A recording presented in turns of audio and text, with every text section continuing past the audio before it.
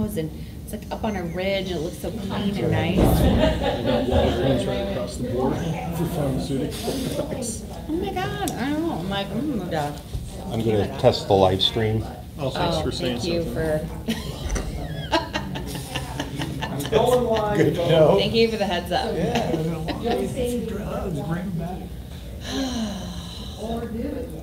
Okay, so what else do you Nobody have for don't me? say nothing. I was just gonna ask you about, as far as like Sandberg, you know, I went and talked to Dr. Riley today, and he said we could be a part of the strategic plan, but are we looking at, you know, moving all the programs?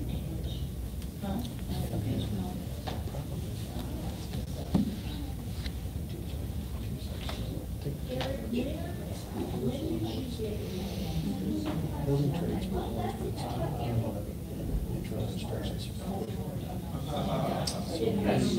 So, yeah, let's see, that would have been. Except that vocational wing, but we'll have to put in industrial arts.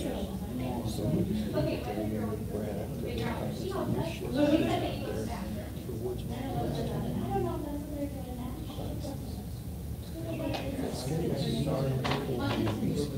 Why can't we do mornings and afternoons?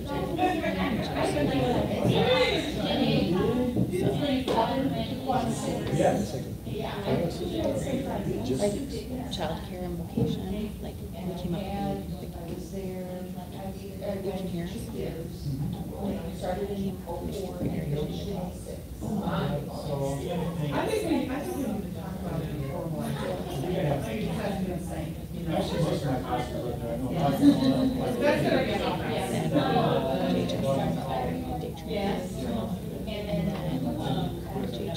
it'll take a little reconfiguring. But the pre-K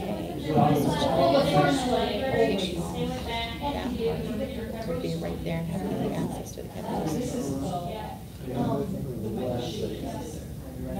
Now, culinary, probably not.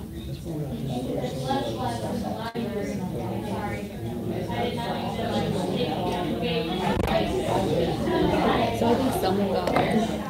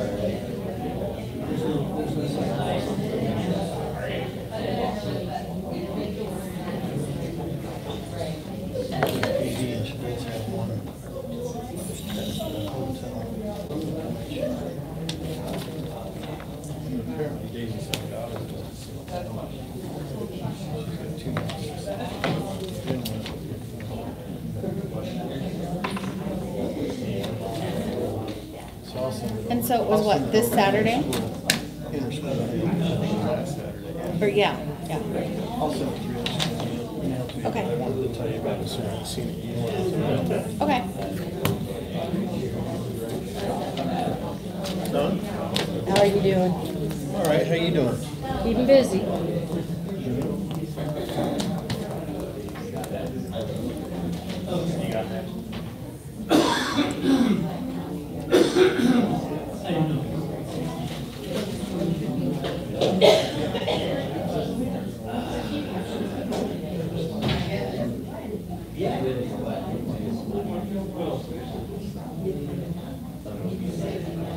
Hello.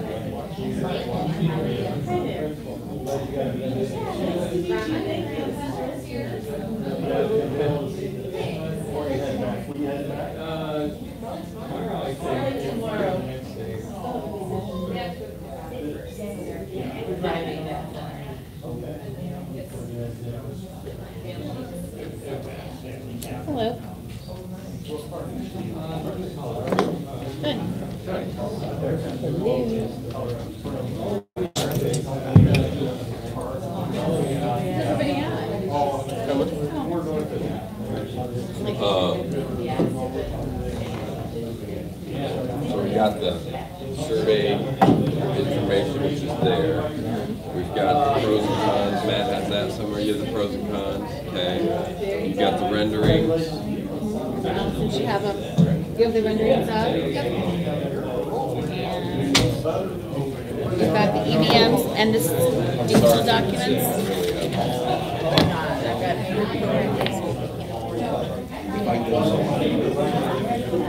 You have what? Oh, it's looking like we're going to cancel that one.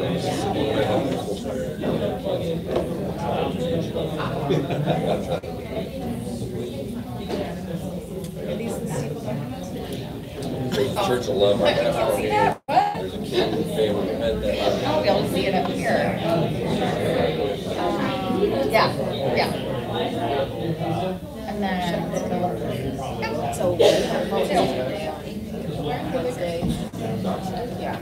We're on the one on the historic mission, the series of the EVM shows. He was my favorite.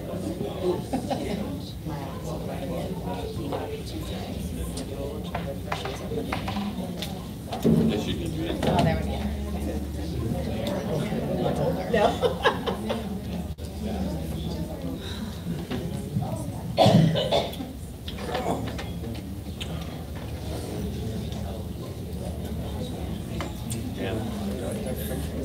Yeah, they're here somewhere. See you back road. There's Jeff. Oh, there's Jeff.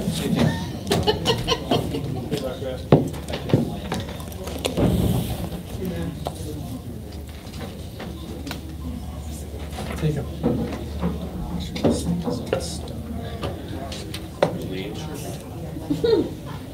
Make sure you are where you say you Yeah, are. that's right. I was thinking the same thing. So should we do something like, hey, you weren't even in executive session, what are you doing?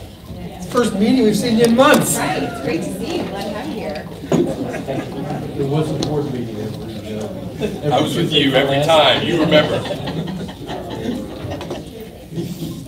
Trollmakers. I know, it is a little chilly. No, and you can probably slide down. Or two. You don't want. Yeah. You can slide down. That's right, yeah. Girl. First girl. 2 boys and a girl. Ellen. Yep. Just turned 4 and about to turn 6. Thomas of Patrick. It's a family name, so my one of my great aunts and I've got a cousin. It's kind of made the round. She's just like 4 weeks old, or? Yeah. She's 3 weeks on Saturday.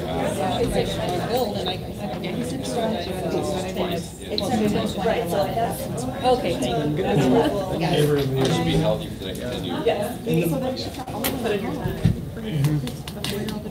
He's in My preschool. daughter never did. So that's no, he goes 5 days a week. We decided in the afternoon. Front row's empty if anyone wants to move up.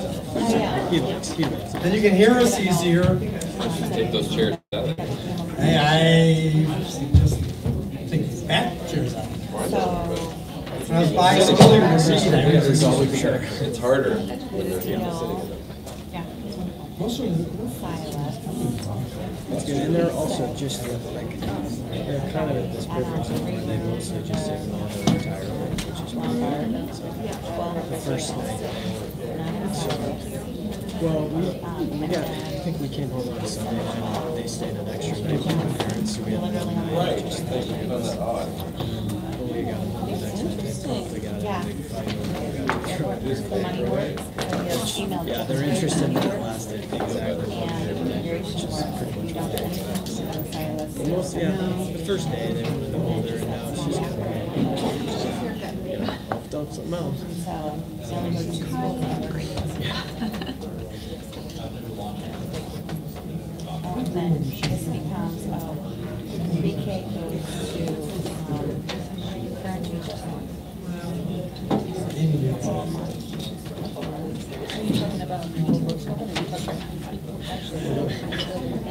Building. The wildest thing was, she was born So that the. 37 minutes after we got to the yard, so Right there. we had to kind of flying. Okay.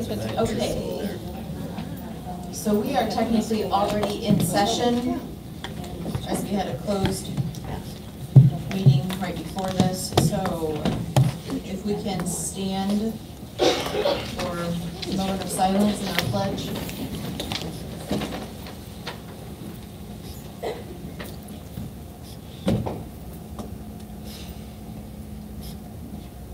I pledge allegiance To the flag of the United States of America, and to the republic for which it stands, one nation, under God, indivisible, with liberty and justice for all.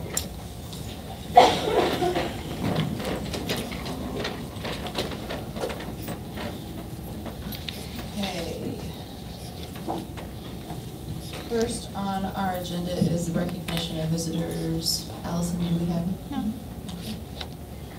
So next we'll move on to presentations to the board. I do not see a student council rep here tonight. So, Mr. Houston.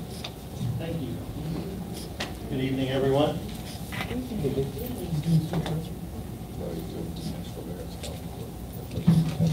Good evening, everyone. One of the things that I enjoy most about my job is to see students that excel in the classroom and outside the classroom. And tonight, is this on? Tonight, we're going to recognize Caden for one of these. Go ahead, Caden Wilson. Caden Wilson is a commended National Merit Scholarship student, and tonight I'd like to welcome him and his family here this evening. We have grandparents in from Seattle, is that right?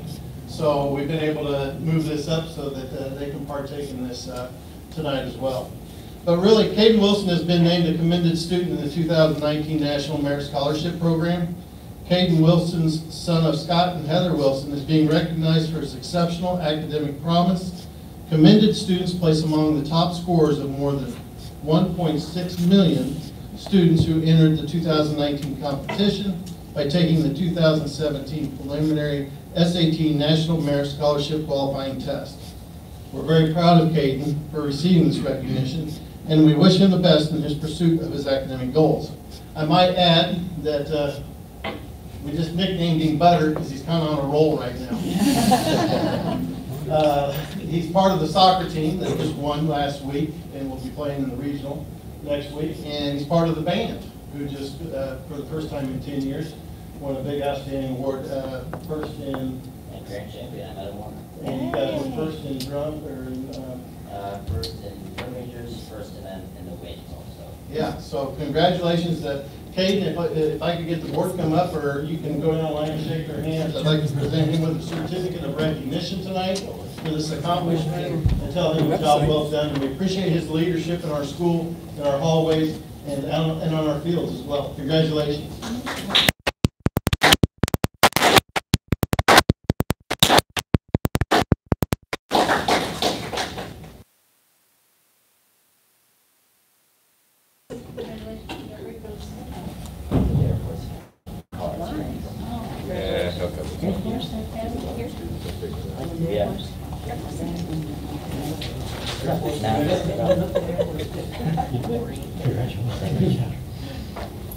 We still were.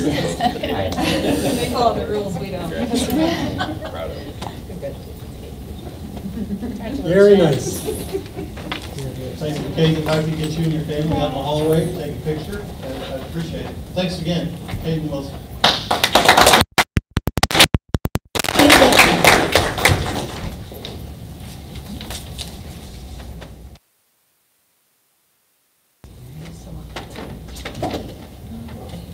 Congratulations.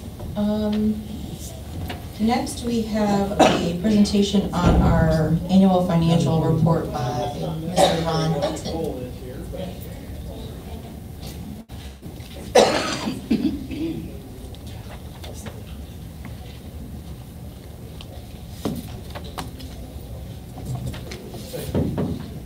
You should have a handout.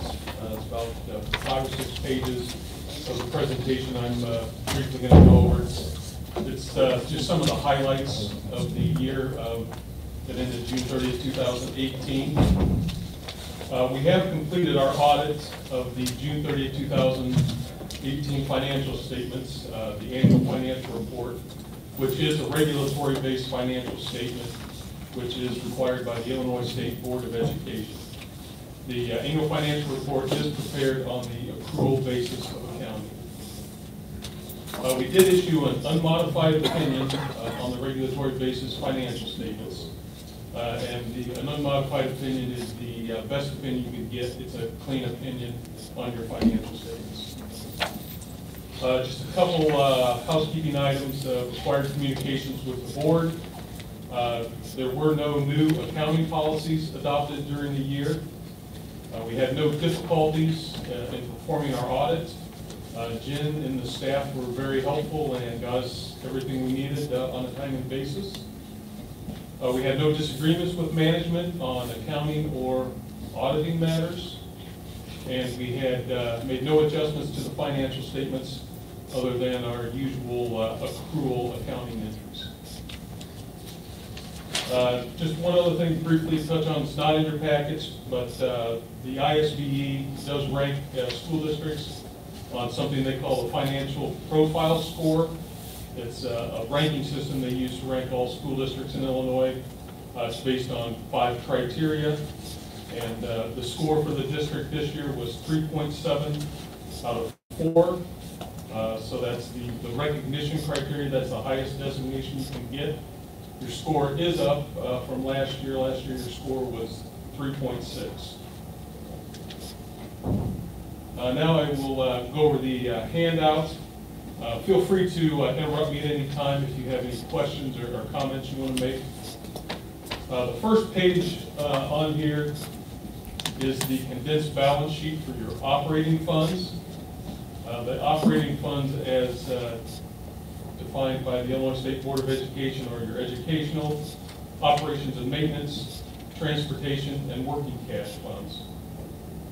If you look to the right-hand side of the page, the totals for your operating funds at June 30, 2018, about a third of the way down the page, your total assets were about $31.9 million compared to 2017 of $24.5 million, or an increase of about $7.4 million from the prior year.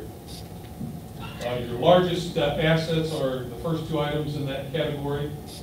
Your cash and investments, those total $22.7 million at June 30th, 2018, compared to $15.6 million at June 30th, 2017. The next section down are the liabilities.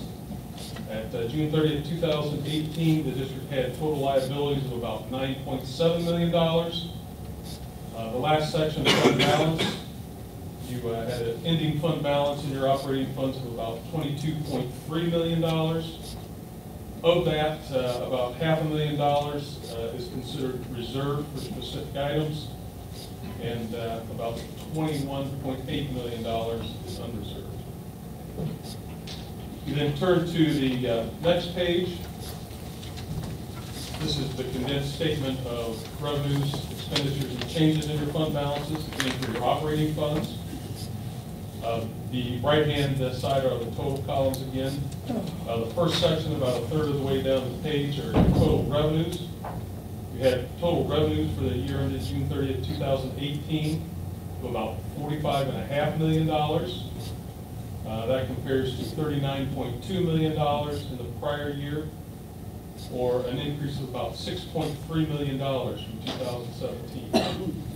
I will note too that you had budgeted about $41 million and you ended up about $4.4 million over budget in your revenues. I will explain some of those differences later on in the individual funds. Your next section down are your total expenditures. Your total expenditures for the year, about $38.9 million compared to $37.3 million in the prior year, or an increase of about $1.6 million in your total expenditures. But if you compare that to your budget, you're about $2.5 million under budget on your expenditures. Then that leaves you then for the year with an excess of about $6.5 million. And again, total fund balance in your operating funds are about $22.3 million. You then turn to the next page. This is your educational fund. In the statement of revenues, expenditures, and changes in fund balances. Your educational fund is the main operating fund of the district. Look about halfway down the page, your total revenues were $39.4 million for 2018 compared to $34.6 million in 2017, or an increase of about $4.8 million. Some of the larger changes between the years, your state sources. The first item in that is general state aid, or also now known as the evidence-based funding. You had about $17.8 million compared to about $15 million in the prior year. That's a little bit deceiving because there's a change in the model, and some of your special education money is now shown up in your general state aid. So that accounts for some of the difference. As you can see, the next line down, your special education went down to about $400,000. But actually that $400,000 relates to your last fiscal year, your 2016-17 money that carried over the state, paid it so late last year that it was not, I don't think you received it until December or so it was not brought back in the last fiscal year. The fourth item down, your early childhood block grant, that's about $1.2 million. Again, that looks like you had a large $650,000 increase, but a lot of that is, again, because of the lateness of the payment from the state last year. That was about $700,000 that was brought in from the prior fiscal year. So again, a little bit, your revenues did increase, but a little bit deceiving because the state was so far behind on paying you last year. Your federal sources, it's about $5.3 million. That's up about $1.3 million. The largest item there is the fourth item down, your special education. As you know, you withdrew from the Knox Warren Special Education District, and now you are receiving your own IDEA and preschool grants, and that is federal money, where in the prior years, those were recorded on Knox Warren's books.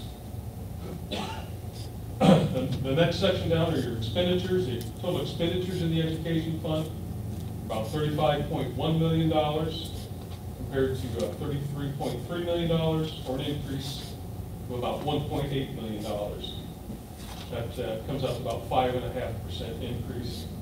The only thing I kind of want to point out here is if you look at the first two items, salaries and benefits, the salaries are about $27.2 million, an increase of $5.6 million.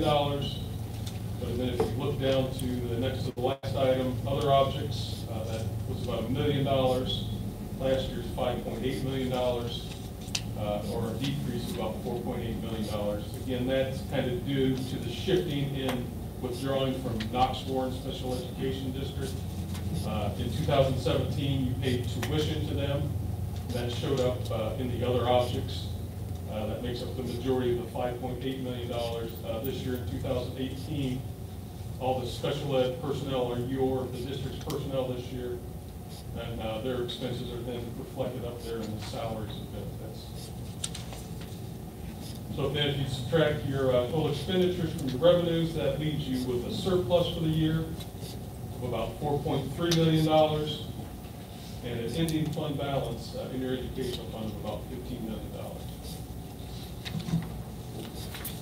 The next page then is your operations and maintenance fund. I just want to point out a couple items here.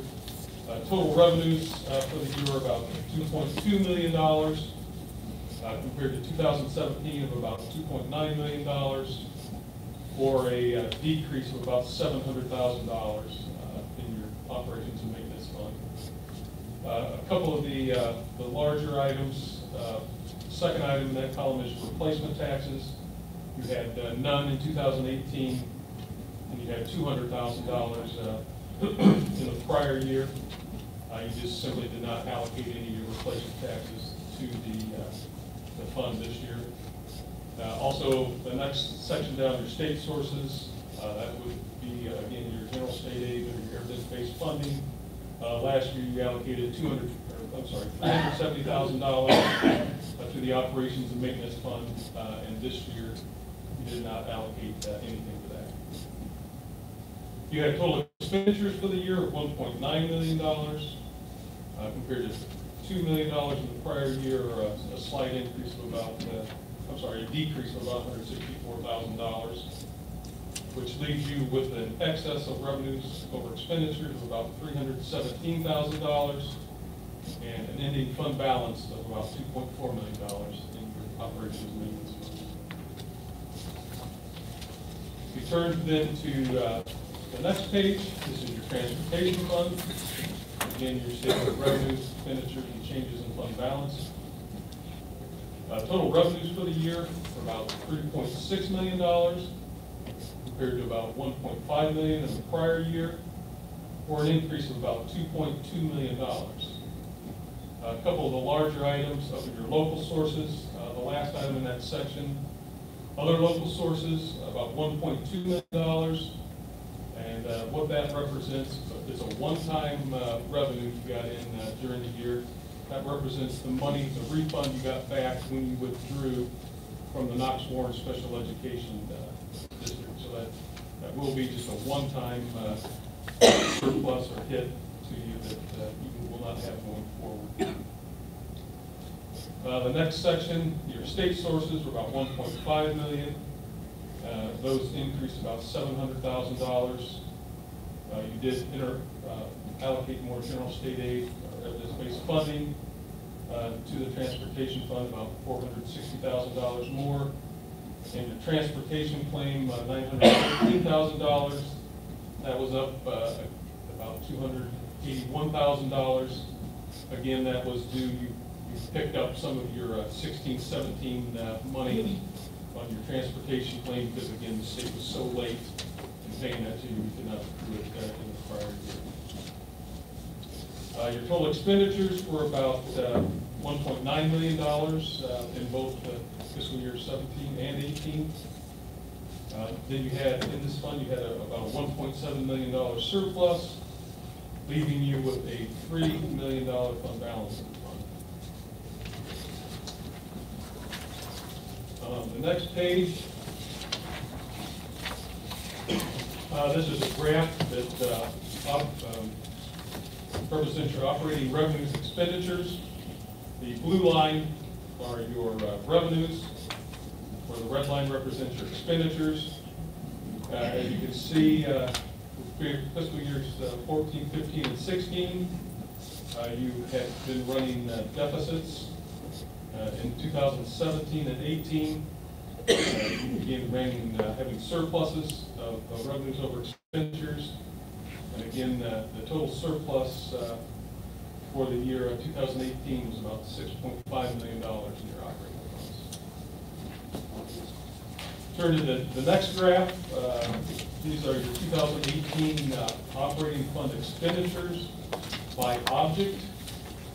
Your total operating fund expenditures for the year were about $38.9 million. As you can see, the blue portion represents salaries and benefits, which are 80% of your operating fund expenditures, or about $31 million. And the purchase services, I assume our biggest one is our bus provider, is that correct? Yes, that would fall in that. I think that's $2.2 million around there. So yeah, that would be included in the purchase services.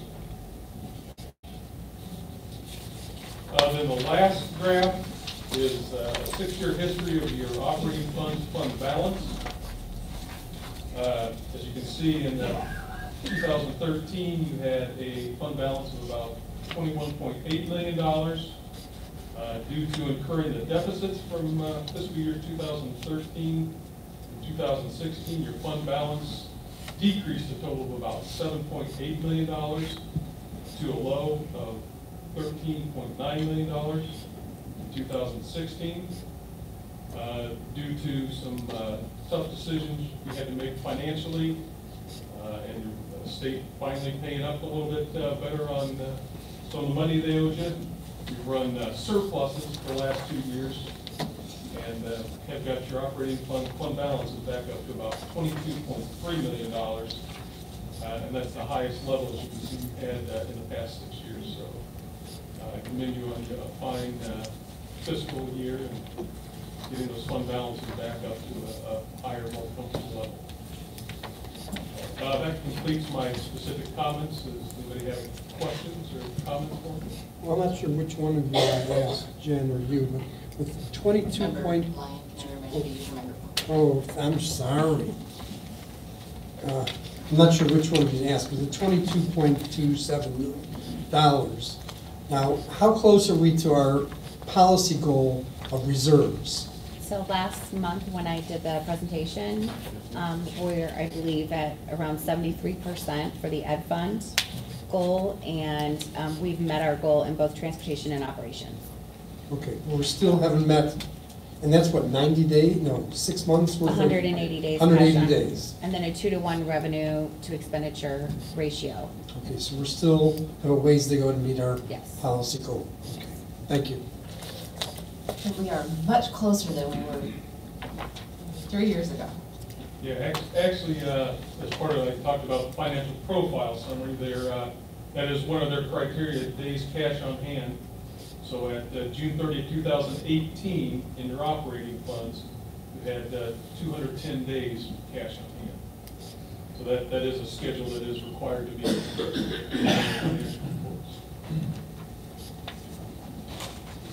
Any other questions? Thank you again for joining us. Thank you.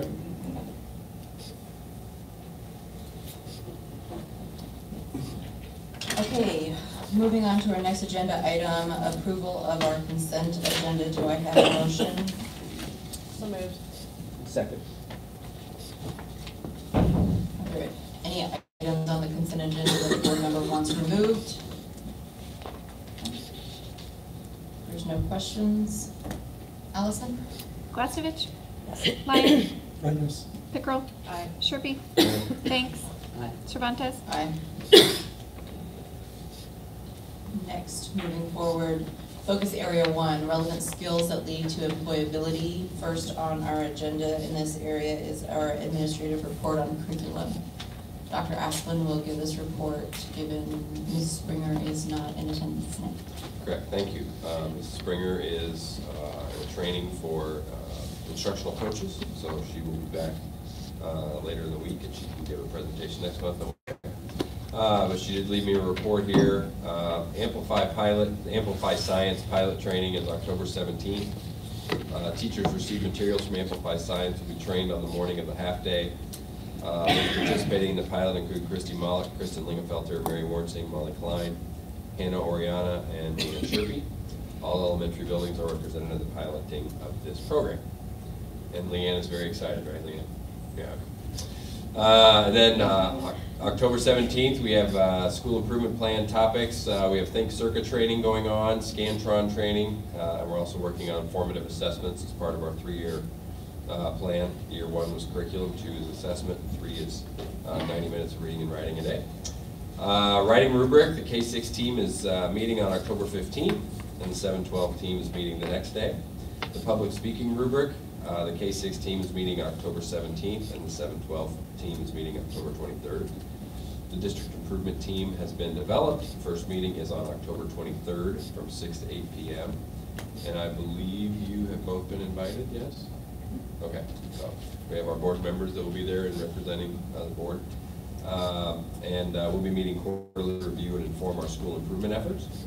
And finally, we have recruiting visits November 7th at Eastern Illinois University with the team of Tiffany Springer, Deb Craddy, Tom Hawkins, Jeff Houston, and John Pratt.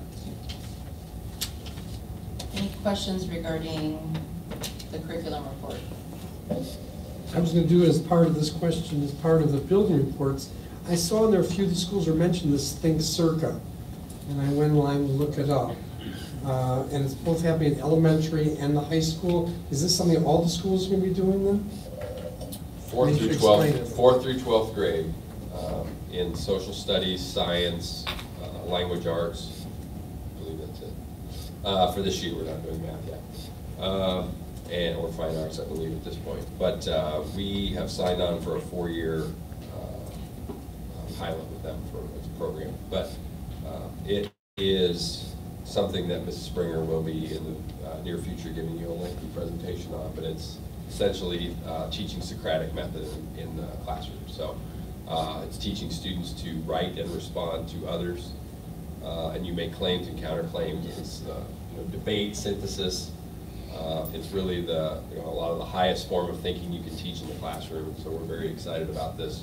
It's done on the computer, but it's not just on the computer. You're talking to people face to face, and you're presenting your ideas and having to listen to the opposite side and really consider all sides and really do research and active research. And Jay, have you tried it yet? Yeah. Do you like it? Tell me yes. If you say no, you have to leave. He's kidding. I'm kidding. I like it okay. I mean, I like that we are doing more reading and argument and writing. I think it's really cool. Good. And how many times have you done it personally in your? We've only done it in LA so far, but I think we've done it about 4 times. Great. And we just finished writing and essay. So in our goals to increase our student writing and public speaking, this falls right in line with all of that, and to go into higher order thinking. Thank you, Jay, for your answers. I appreciate that. You put him on the spot. Well, I know, but he's a very competent student. He definitely would Public be able to speaking. tell us. Not a problem for Jay. We're very excited about the progress that we're making in Think Circa, and at some point, as I said, in the near future, Mrs. Springer will be giving you a presentation. Check that question Other questions? Okay. Next up, our special education report. Good evening. Special education continues to work on filling staffing positions. We hopefully tonight with the personnel agenda will fill one. And we currently have a long-term sub filling the last position at this point in time. We have no more applicants. Paraprofessionals, as we fill our positions, we get more resignations. So it's right now a revolving door. We have 3 open positions. 1 we hope to hire this evening.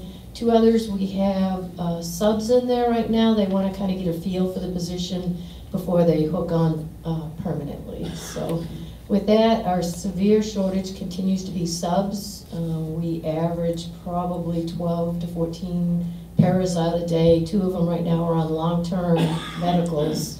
And so it really depletes the ability to continue to provide services. So we're relying on the buildings to really step up and support each other in that way. The other bit of good news, there is some in special ed, is that we finally got a written report from the State Board of Education.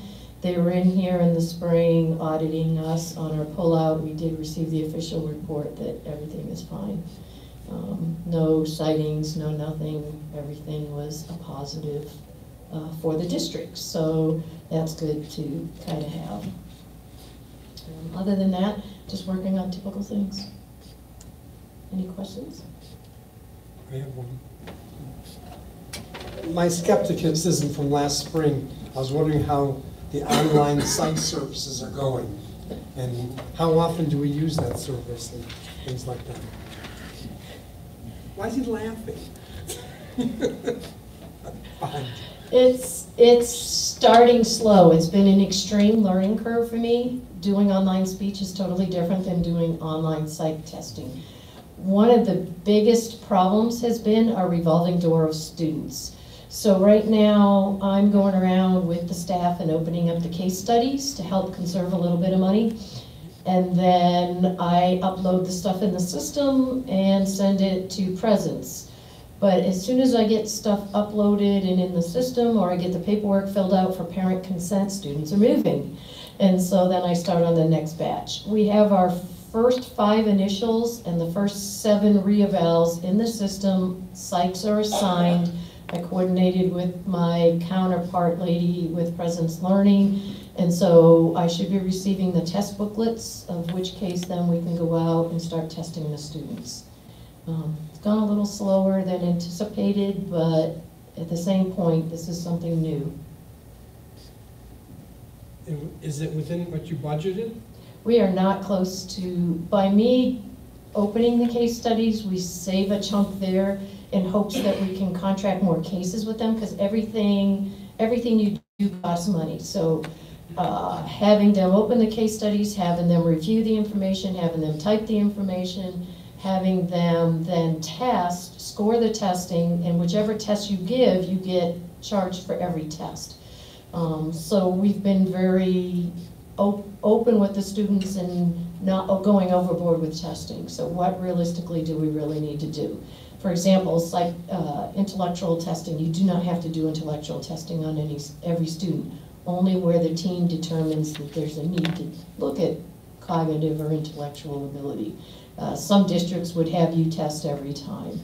So we're not testing every student, we're being selective in what we do. So we're not close to anything at all. Thank you. Next up, building reports. Questions?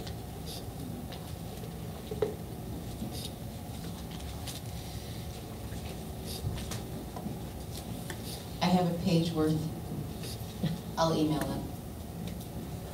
Most of it's around discipline, numbers, demographics, and what we're doing in that area to recognize the ways in which we're creating culture and whose culture we're norming, and whether or not that has anything to do with the way we're disciplining children. So it has a lot to do with diversity and inclusivity, which all of our buildings are currently working on.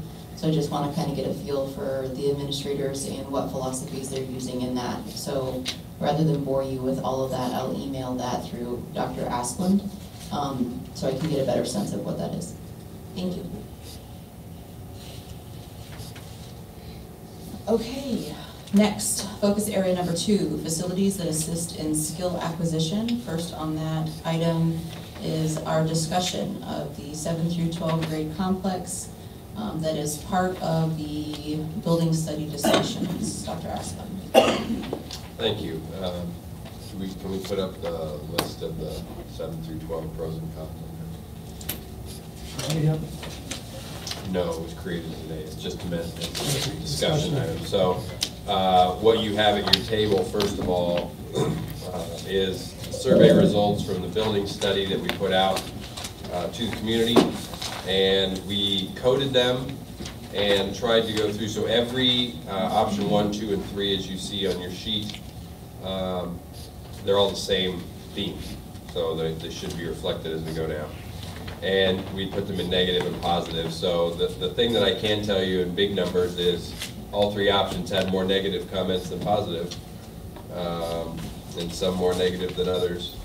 And I will put an editorialization in there that some were so directed at that, we actually put in a section for insults, because that's really all they were.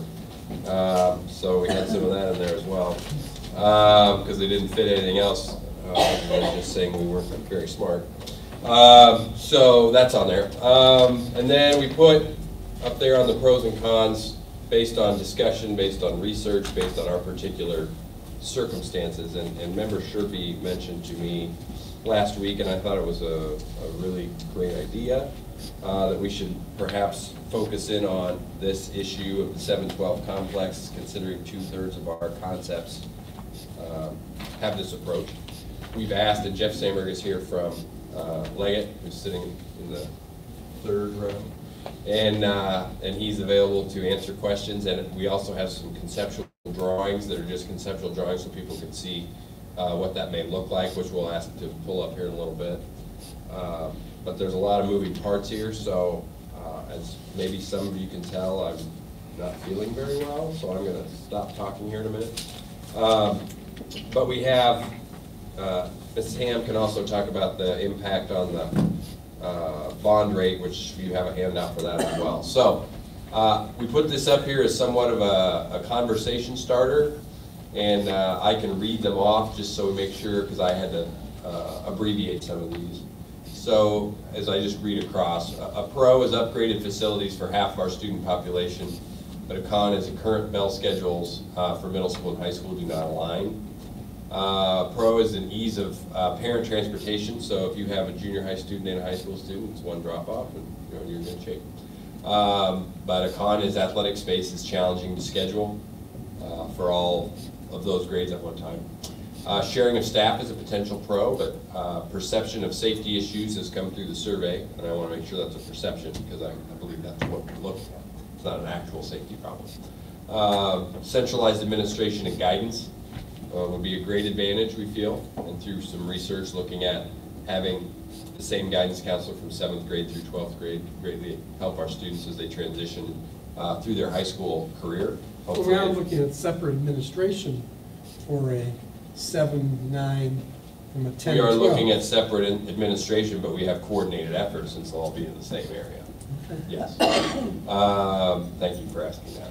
Another con there is walking to school for grades 7 through 12 all at the same time may be somewhat of a potential problem, so that's something we need to consider. Consolidated safety and security staff all in one place is a pro. The land is poor on which to build out there is a con. You know, the reason we're saying we should look at getting rid of Gale is also, although I will say the land at Gale, even though it's very close, is absolutely worse than the land at the high school. The shared resources is a pro. Pickup and drop off could be a problem with a con.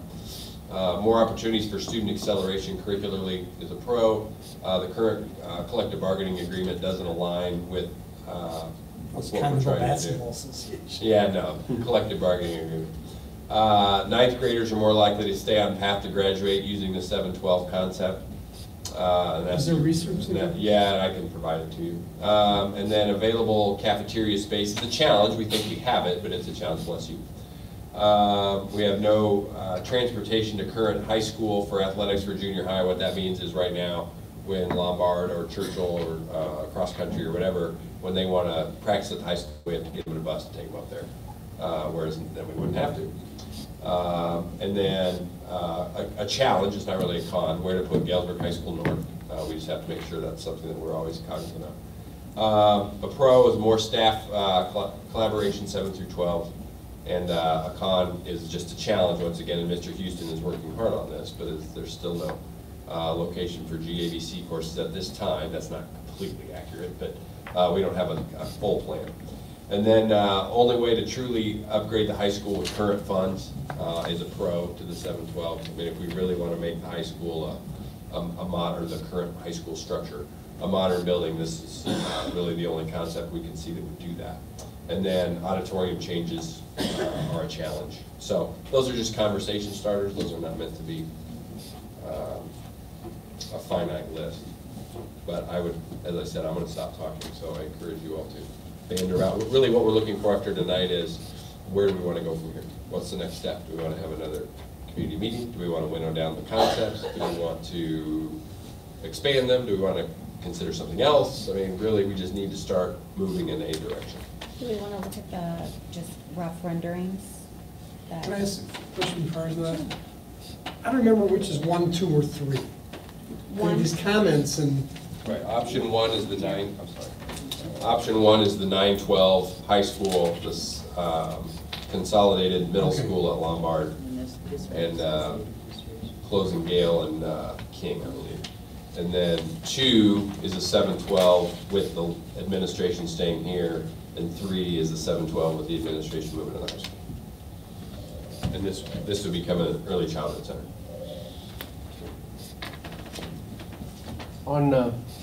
On the list of cons, you have the perception of safety concerns. I kind of feel as though, we could probably address the safety with 2 things. One, if we properly design the 7-12 building, then physically we can address that. And I think the second aspect of that would be is to make sure we properly staff the 7-12 building. We have enough people there to ensure the safety of the students in both areas.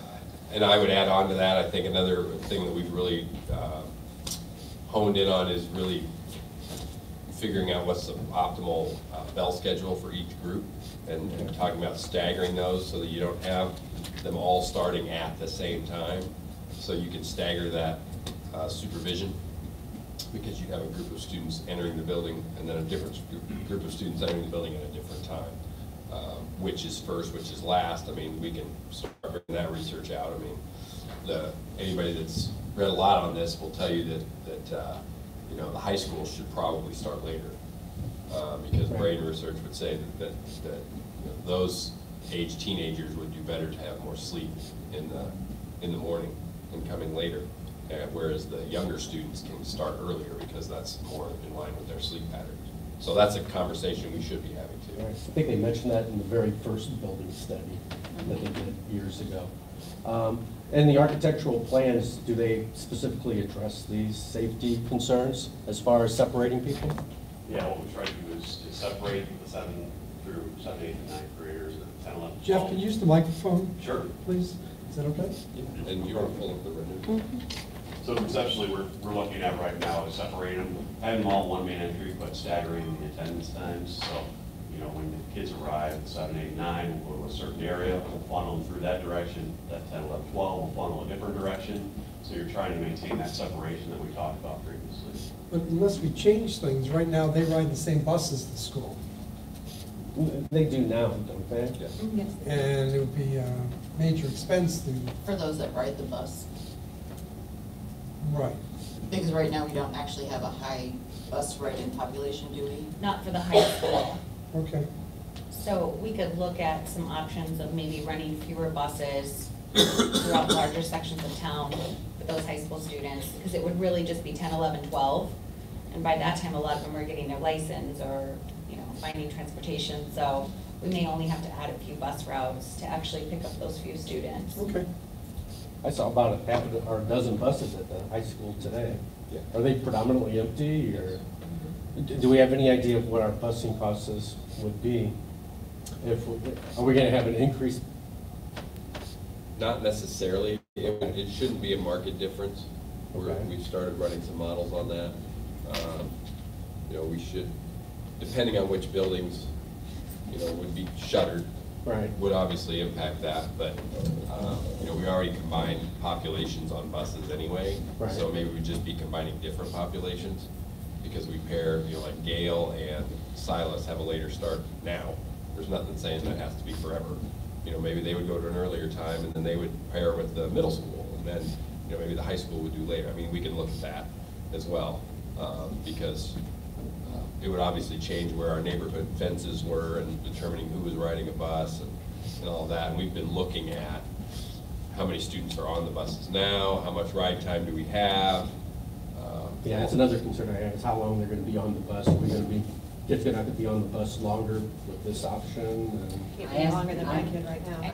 I asked Well, that you question. But I do, but I'm a district 205 parent. I asked that question and was assured that that would not be the case, that they didn't expect it to be any longer than the longest one is now. Correct. So, because I know several parents had. The longest one right now is an hour and 15 minutes. Okay. That's rare. But generally, the one. longest is like 55 minutes for most of them, so. Yeah. So. Roll. Yeah. Yeah, but I didn't see it being any longer than. Right, because that's why I said, is it gonna be longer? Because like I said, I know a lot of parents have been concerned about that, and that I was told they don't expect them to be any longer than they are now. Well, and I think that's something that I would ask our district parents to consider, is that you have a perspective from your lived experience, but that is not the only perspective. So what Member Pickrell has just pointed out is that for many parents, they're thinking of a bus ride being like, you know, I'm in my car and I can get my kid to school in 15 minutes. But the reality is that some of our rural students are on a bus for about an hour. So I would ask our community members to keep in mind that their perspective is not the only perspective, that our community really encompasses a lot of different family types and areas. And so it may be a change for you, but it may be standard procedure for another family. We have more kids going to the same school. Say, for example, you know, all of Amy's kids being dropped off at a 7-12 facility. Then theoretically, that could potentially shorten the bus route. Absolutely, yes. Okay. Because I think that would ultimately be a goal. We want kids, you know, maybe at least set some type of a goal under an hour. Right. Yeah, and that continues to be a goal. That what you see there on the screen is and Jeff, I'll let you talk about what that is, but you know, that's a conceptual drawing of the entrance to the high school. Yeah, so what our team did is we didn't have any input right now. This is purely us working in a bubble, and then this is us working in a bubble. So you got to remember that this when you give an architect a little bit of leash, he takes a lot of leash. So this is just conceptual right now. We talked about a promenade that would redefine the entry into the building. So this would be your entry drive. You come in here. So this would be the new main entry down here, and this would be the administration offices.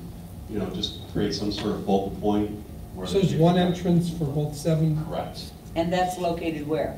Where the This is circle the drive, auditorium right now. drive is now? Yep. Okay, okay. So we're just creating a circle drive to try to get the traffic in and out, Okay. to use as many cars as we can on site. Okay. And then try to refocus, because we have a little bit of surplus parking, so then we can try to use some of that to streamline our circulation of the site. Well, and to be fair, to concentrate on what Jeff said, you know, we are going to look for every way we can to make sure they have separate entrances.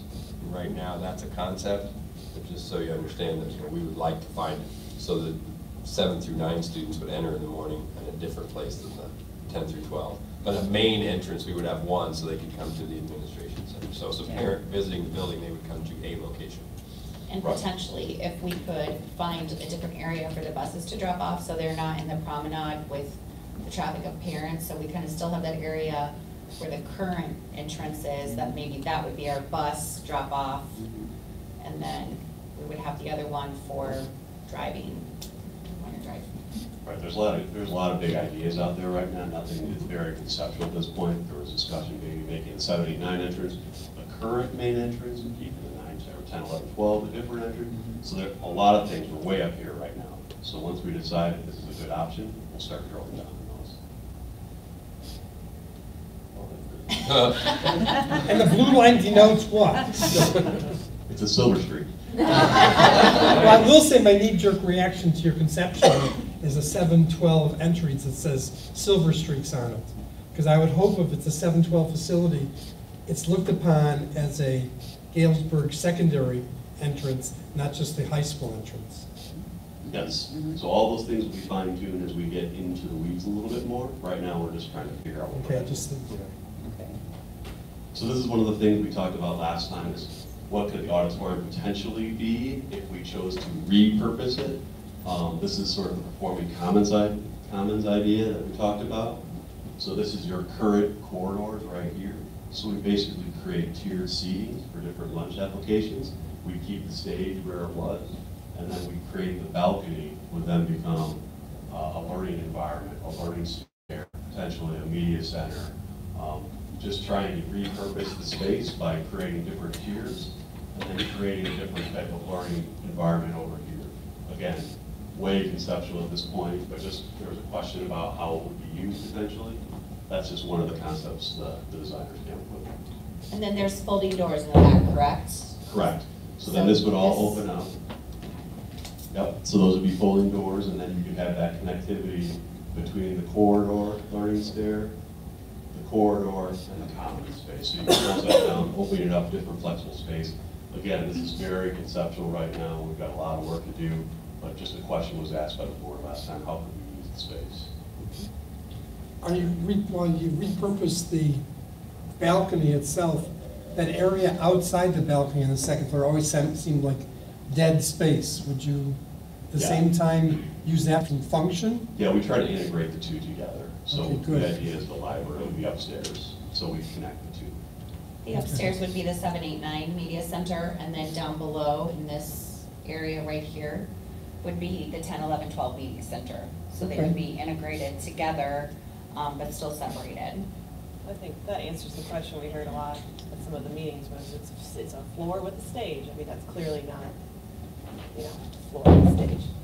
It's Well, very it's 21st. still- Well, it's, I mean, it's not flat. Yeah, there's a lot of dynamic energy in here, that's a weird term, but just the connectivity between the spaces, different levels, a lot of activity, different collaborative zones, that's what we're trying to shoot for in today's learning environments. Just, have you torn into those walls to see if you can pull them out and make folding walls yet? Do we know this? No, we haven't, okay. We are way up here in the plane right now, so. Again, just very. A lot of iron may have to go in there or something. Yeah, so you'll love Ted when you see him. He comes with these great ideas. So this is just another different view of the promenade, just trying to understand the circulation flow, trying to get as many cars on site so we can queue as many cars in for the drop off. You know, different perspective of the view, potential main entry. Again, just conceptual at this point, nothing is determined, but just give you some idea of what we're thinking right now. Since we're conceptual, you've covered up the kitchen, so we're building a new kitchen in this, right? We're always expanding. We're always planning to expand the kitchen, so that's part of the plan. And then I think Lombard was. I've already seen the, Yeah, there's the main entrance. That's the main entrance from the street, so when you drive up to the promenade, just very conceptual again, just a lot of glass, clutter zones in there, like a commons when you walk in, where the security guard will be, direct you to 7 and 8, to the 9th through 7, 8, 9, then 10, 11, 12. So we have a lot of activity, we're trying to draw it into the front entrance there and then that administration area.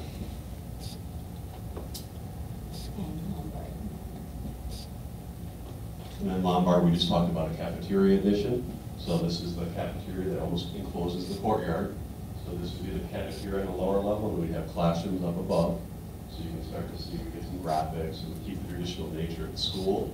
So this one's a little more traditional, just to blend with the aesthetics that's currently there. So just nothing's been determined what the building's gonna look like at this point. So just another idea of just how the common addition, the great views, the light, the openness, the natural, the natural light you're going to see, all those things we're just trying to promote. So very conceptual again. Are there any questions? Yeah, you said that addition of Lombard is 2 floors then? Yep. So the lower level will be a commons because they need additional cafeteria space, and the upper level would make our classrooms to get the second count we need. So how come we still see the second floor then? right here. They're shorter? Yeah, the commons pulls out a little bit. Oh, okay. Classrooms sit back a little bit. Just to Okay, that is new, what we're seeing is the second floor. That's not Correct. looking beyond. Yep. Okay. So this is I that missed- too. Currently, that's the courtyard gravel. Parking lot? Yeah. Yeah, that space. Any So it'd questions? still be a courtyard there? It would be an internal courtyard, yes. Because we still depend on, there are rooms that open up to that on the second floor of the original building. And in a perfect world, we create a circulation loop around the upper level, and we're still working on that concept. Okay.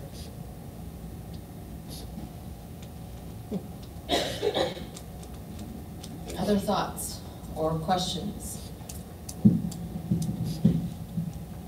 I guess that one conceptualization at Lombard is taken from what is now the track there. If it's a 5-6 building then? What kind of, we have just gym classes, we don't have intramural, we don't have interscholastic activities any longer? That was a question, I guess, a confusion maybe, a question. If it was a 5-6 building.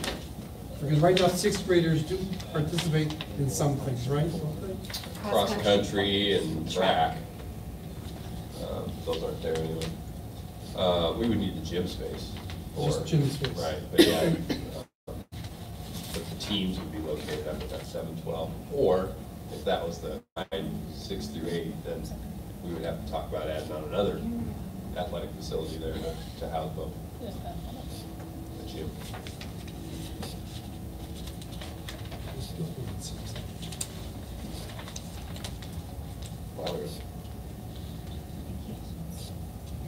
What other? So, Ms. Ham, do you want to show the bond schedule? Sure. Are we finished with the 7-12 discussion?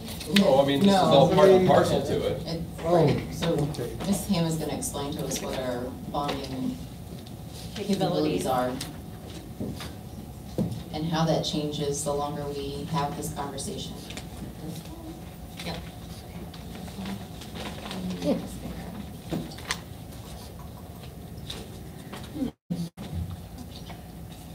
Okay, well, I apologize how small it is. We have a couple different bonding scenarios here, and I'm actually, I was unable to connect. Sorry. At 800. Yeah, just scroll. There we go, right. Thank you, Allison. I was unable to connect with Mr. Hyde today. Get most of that in there. Regarding a few questions I have. What we're looking at here is the bond schedule in a couple different scenarios. One of the things that I want for him to run for the board for next month is looking at just a very nominal growth in our EAV every year. So if you look at this column right here, we show a stagnant growth in EAV. We did that specifically because we want to make sure that we can afford what we're proposing, and so although we completely anticipate that EAV will continue to grow at some rate, we don't want to inflate projections and get into a situation later on that future boards and administrations would have difficulty making the bond payments. So we set 0 growth for the EAV, and basically what we're looking at is a tax rate that's going to run somewhere between $1.19 and $1.23. Currently, our bonding tax rate is 56 cents. So we're in essence looking for about 55 cents on our current tax rate. So I have another slide here of very early projections of our levy.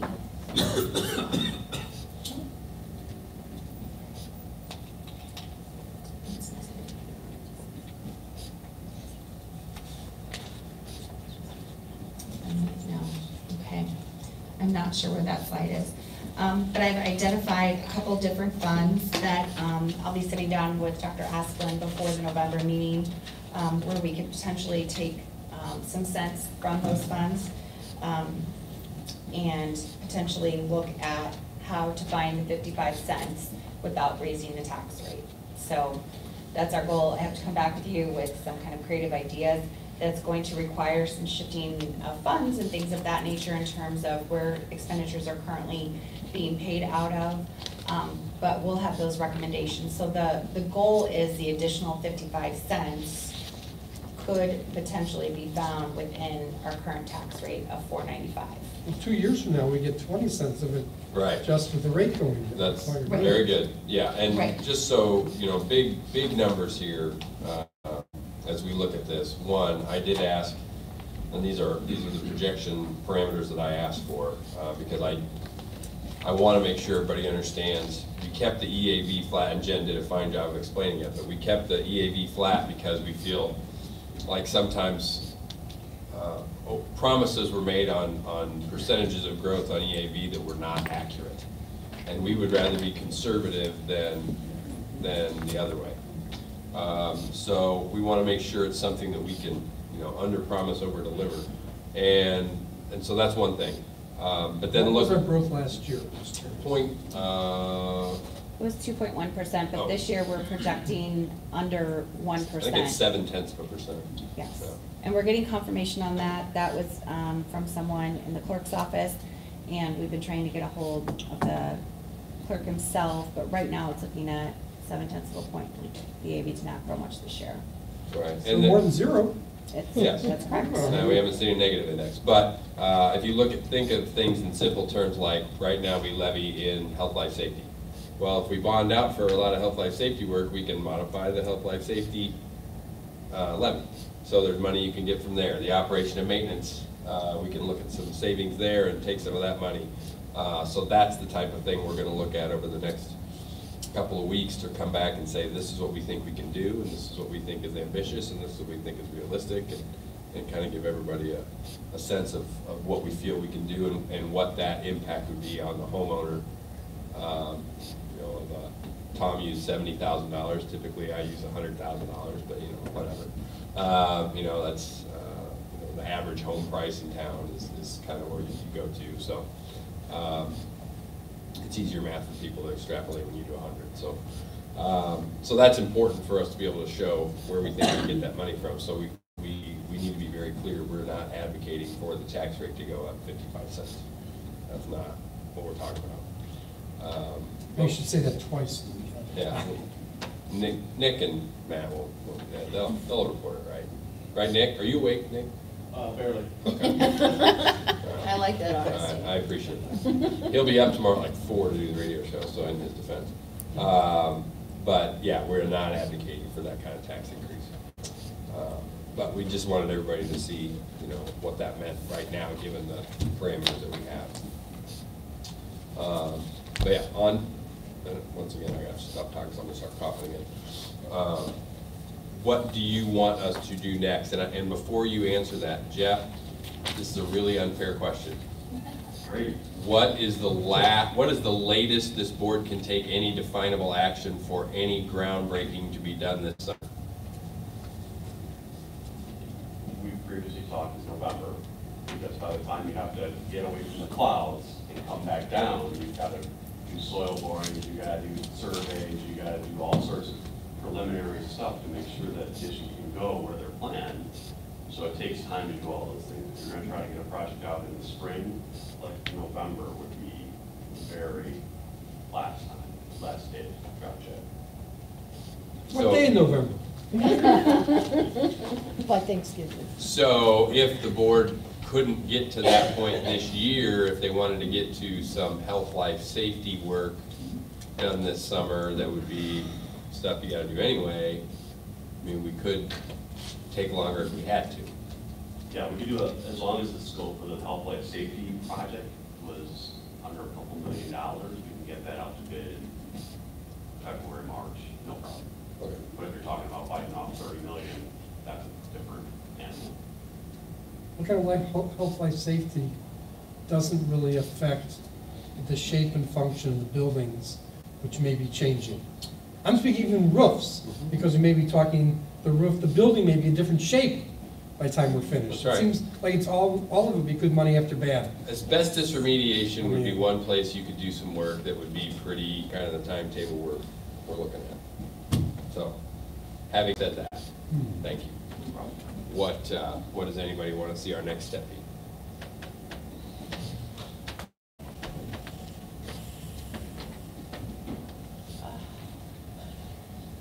What was,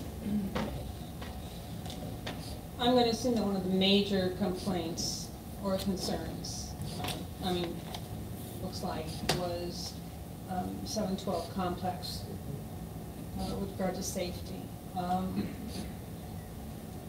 I went to a high school where the junior high was connected via a corridor.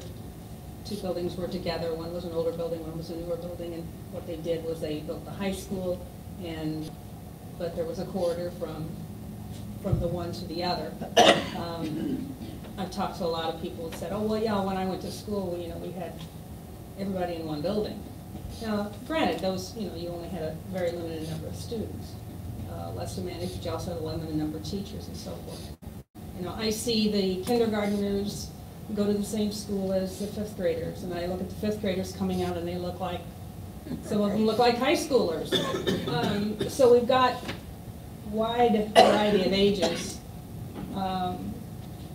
I have two granddaughters. I don't have any problem with having my two granddaughters in the future going to a 7-12 complex. But like I said at the last board meeting, this is all very personal to people. You know, they think of it from their own personal situation. So I'll grant them that.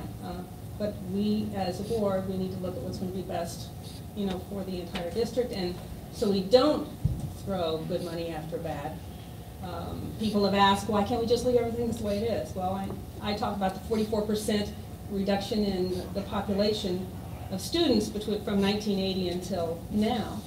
And when I look at, you know, when I first came to the high school as a counselor, we had, you know, the highest number we had graduating was 721, and we've just got over 250 in the senior class this year. So, I mean, that gives you an idea of where we're at. So, I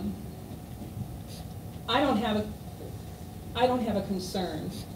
I have concerns, but I feel confident that we can overcome those challenges to produce a safe environment where 7 through 12 students are within a similar space.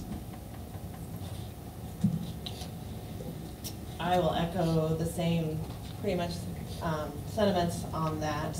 I felt almost bad when I didn't have a knee-jerk reaction at first to the 7-12 concept. My students, you know, and you talked about the past and how it used to be, but I also see this as a conceptualized, you know, ideas that are not just from back then, that there are plenty of schools that are doing this and doing it effectively. I believe that if the infrastructure is going to be there to support the students, the staff in a 7-12 setting, then I think the benefits outweigh the cons greatly.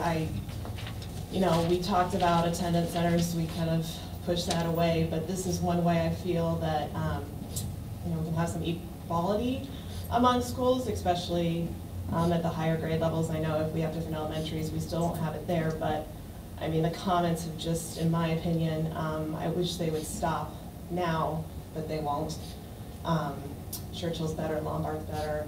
I won't send my kid to Lombard. I mean, it just has to stop at some point so that we can focus on our students and what they need to graduate and what they need to overcome academically to get to that place of graduation and going on to do what they're called to do. So I agree that the 7-12 concept to me is actually something that is positive and exciting as a parent, especially for the best outcome for students. I guess I can piggyback on there a little bit, except I was the one initially heard 7-12 and thought, oh, God, you know, goodness, I don't know about that. But then we talked about that, and with them being separated, and after reflecting on the advantages included in that, in having the 7 through 12 in one building, I also came around very quickly to seeing that is a positive thing. So, but I was one of the ones that was very skeptical. Sure. Initially, I'm thinking, oh, no. You know, I didn't like it when they put 9th grade at the high school. So, but then in this way too, this 9th grade now is back with 7 and 8, which I also see as a positive. So, yes.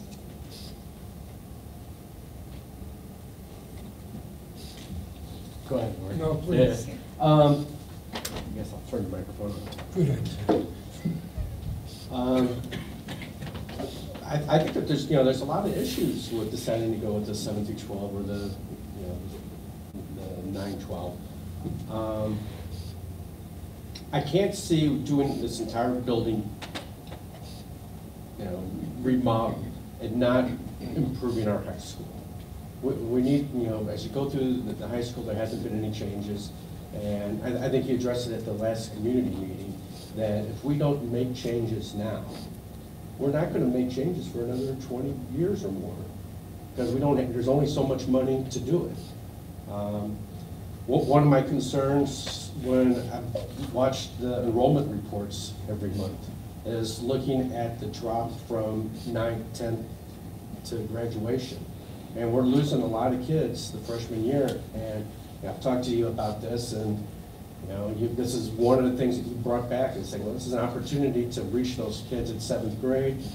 Have a counselor with them throughout the entire process and make the transition easier. I've also done some independent research. Apparently there is other educational research that indicates that this does work at that level. So I feel positive about that. I also feel positive about the fact that it does equalize at least some of the grade levels throughout the district. That's a concern. When I look at looking at the enrollment reports, and I see some classes that have maybe 18 students, and then a different building they have 27. Well, that's disproportionate resources going to those kids. Again, I think the big concern that everybody has that I've heard is safety at the school. I firmly believe with the right design and the right personnel there, if we don't staff it properly, no school's going to be safe.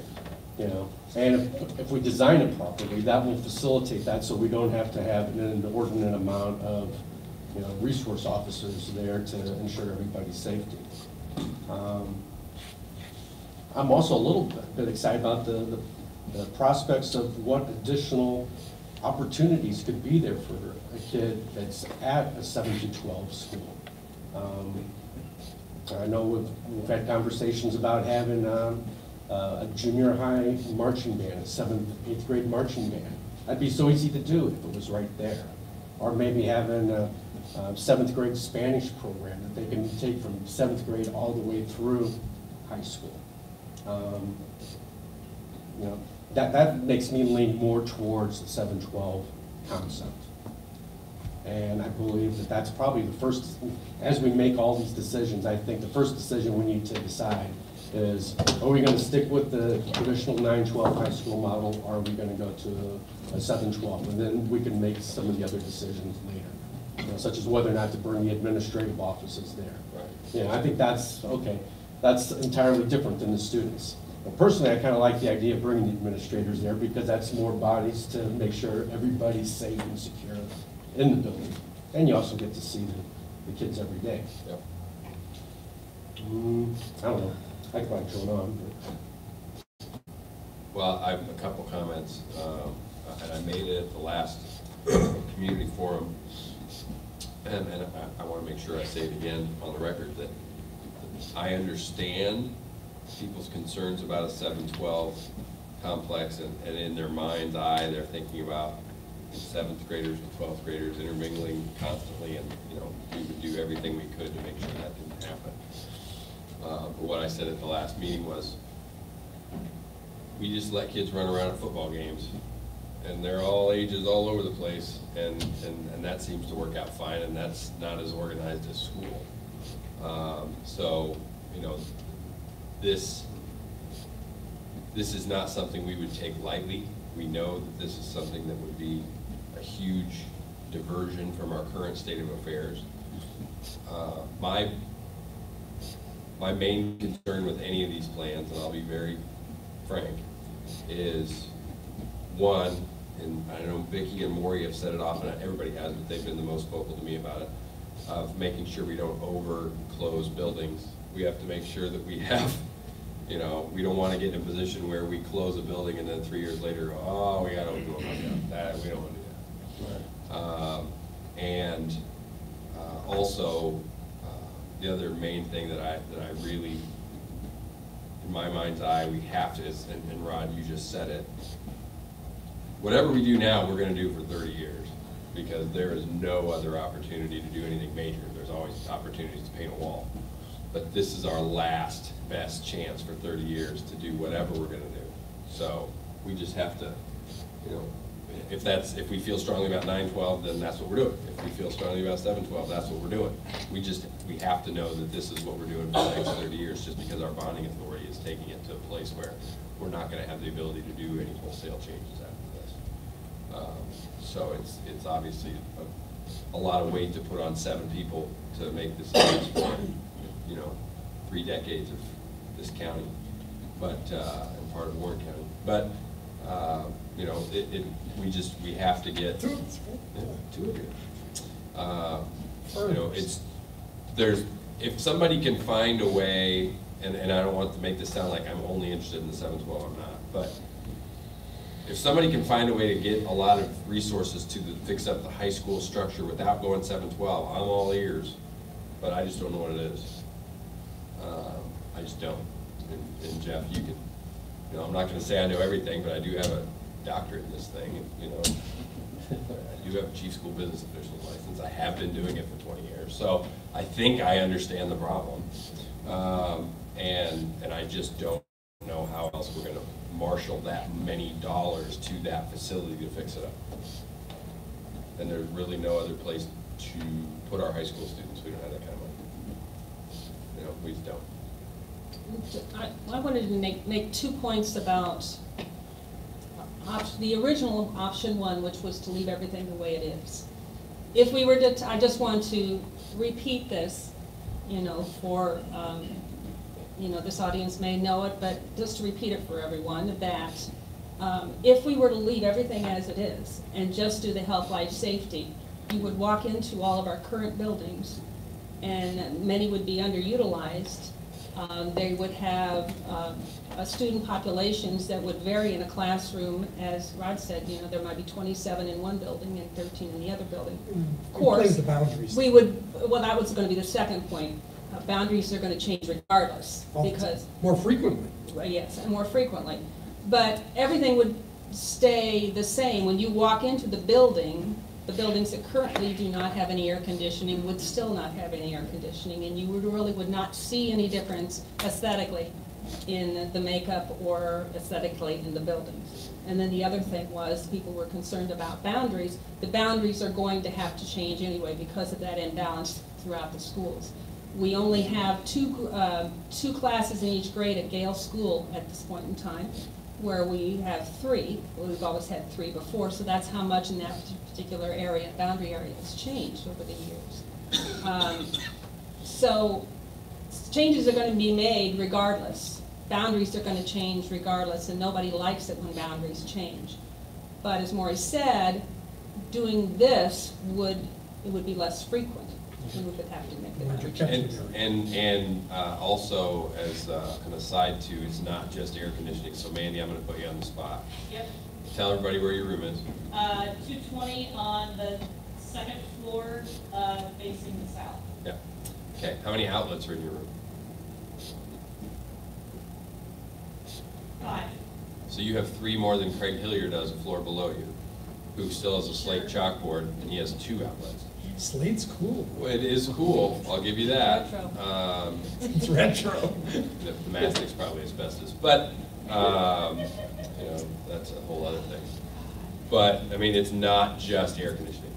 I mean, it is not built for 21st century learning to have all those other add-ons as well.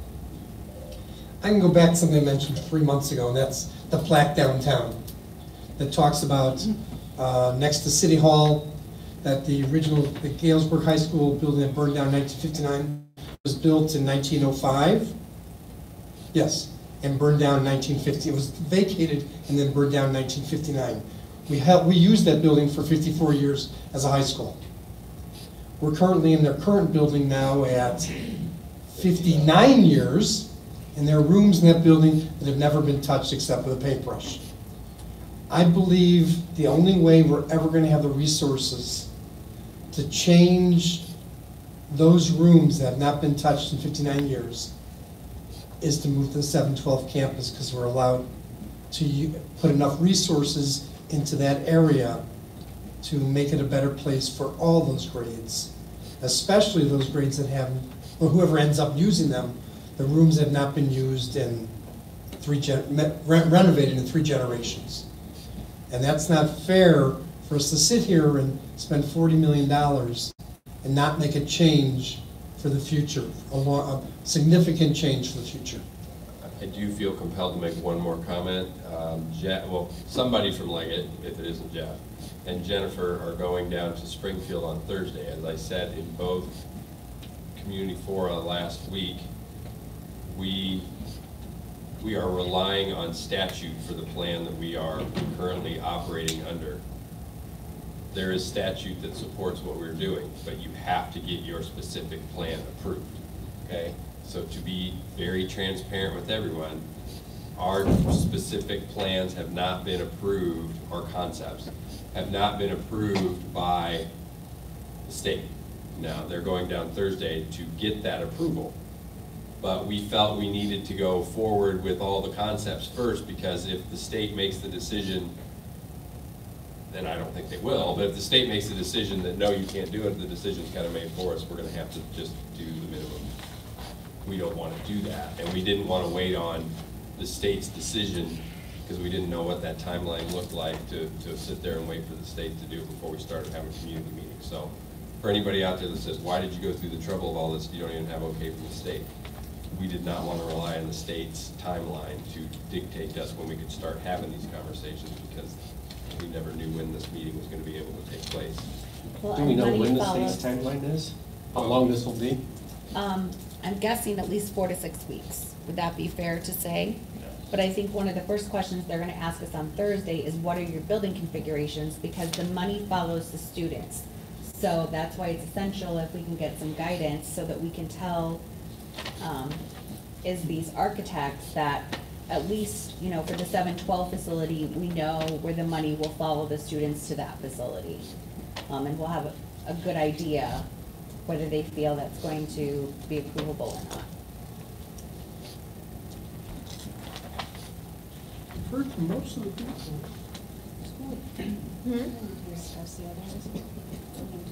So I have a lot of thoughts. And I purposely waited to go last because I have a lot of thoughts. One of the things that I heard at the forum that I attended was that people were not attending, they were not participating because from their perspective, minds were already made up. That's disappointing. Because I spend a heck of a lot of my free time combing through data, calling Dr. Asplund. I know any member up on this board table does the same to get clarifying answers. You heard Member Sherpy say that he's actually done his own independent research, and I would venture to say that he's not the only one that has done that. So that's my first thought. Second thought, this isn't about me, but I'm gonna respond to some things that I've heard as well. I know that in the current age of politics, just in this country, not even just this community, that is very partisan, people are very cynical, their voice isn't being heard.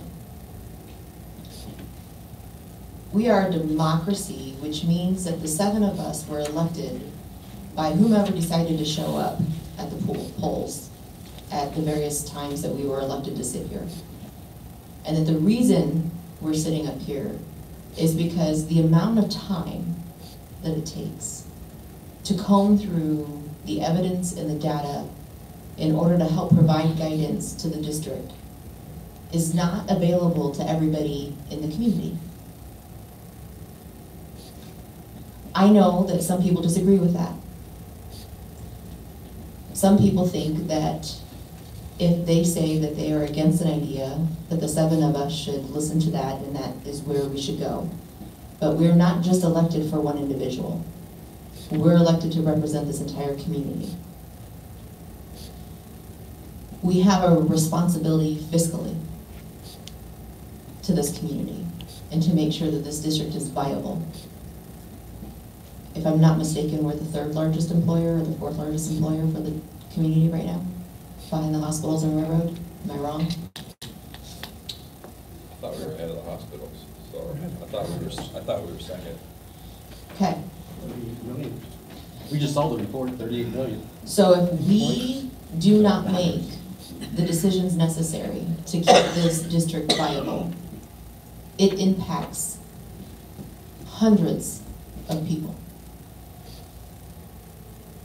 And we know that quite personally with the decisions that we have had to make, at least 4 of us, over the last 4 years that we've been sitting on this board. I will tell you that those decisions have not ever been easy. They have never been taken lightly. But I smiled earlier because for the first time in 6 years, we are in a better financial situation than we have been. So the pain, the hurt, the critiques, the insults,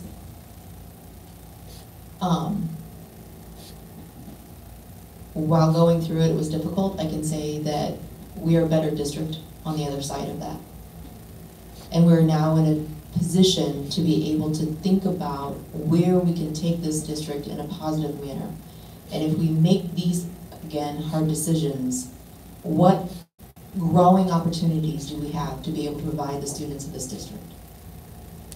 What opportunities do we have to provide our teachers the ability to be innovative and creative in the ways in which they're operating their classrooms because we're providing them the space to do that? Our teachers don't want to teach to a test.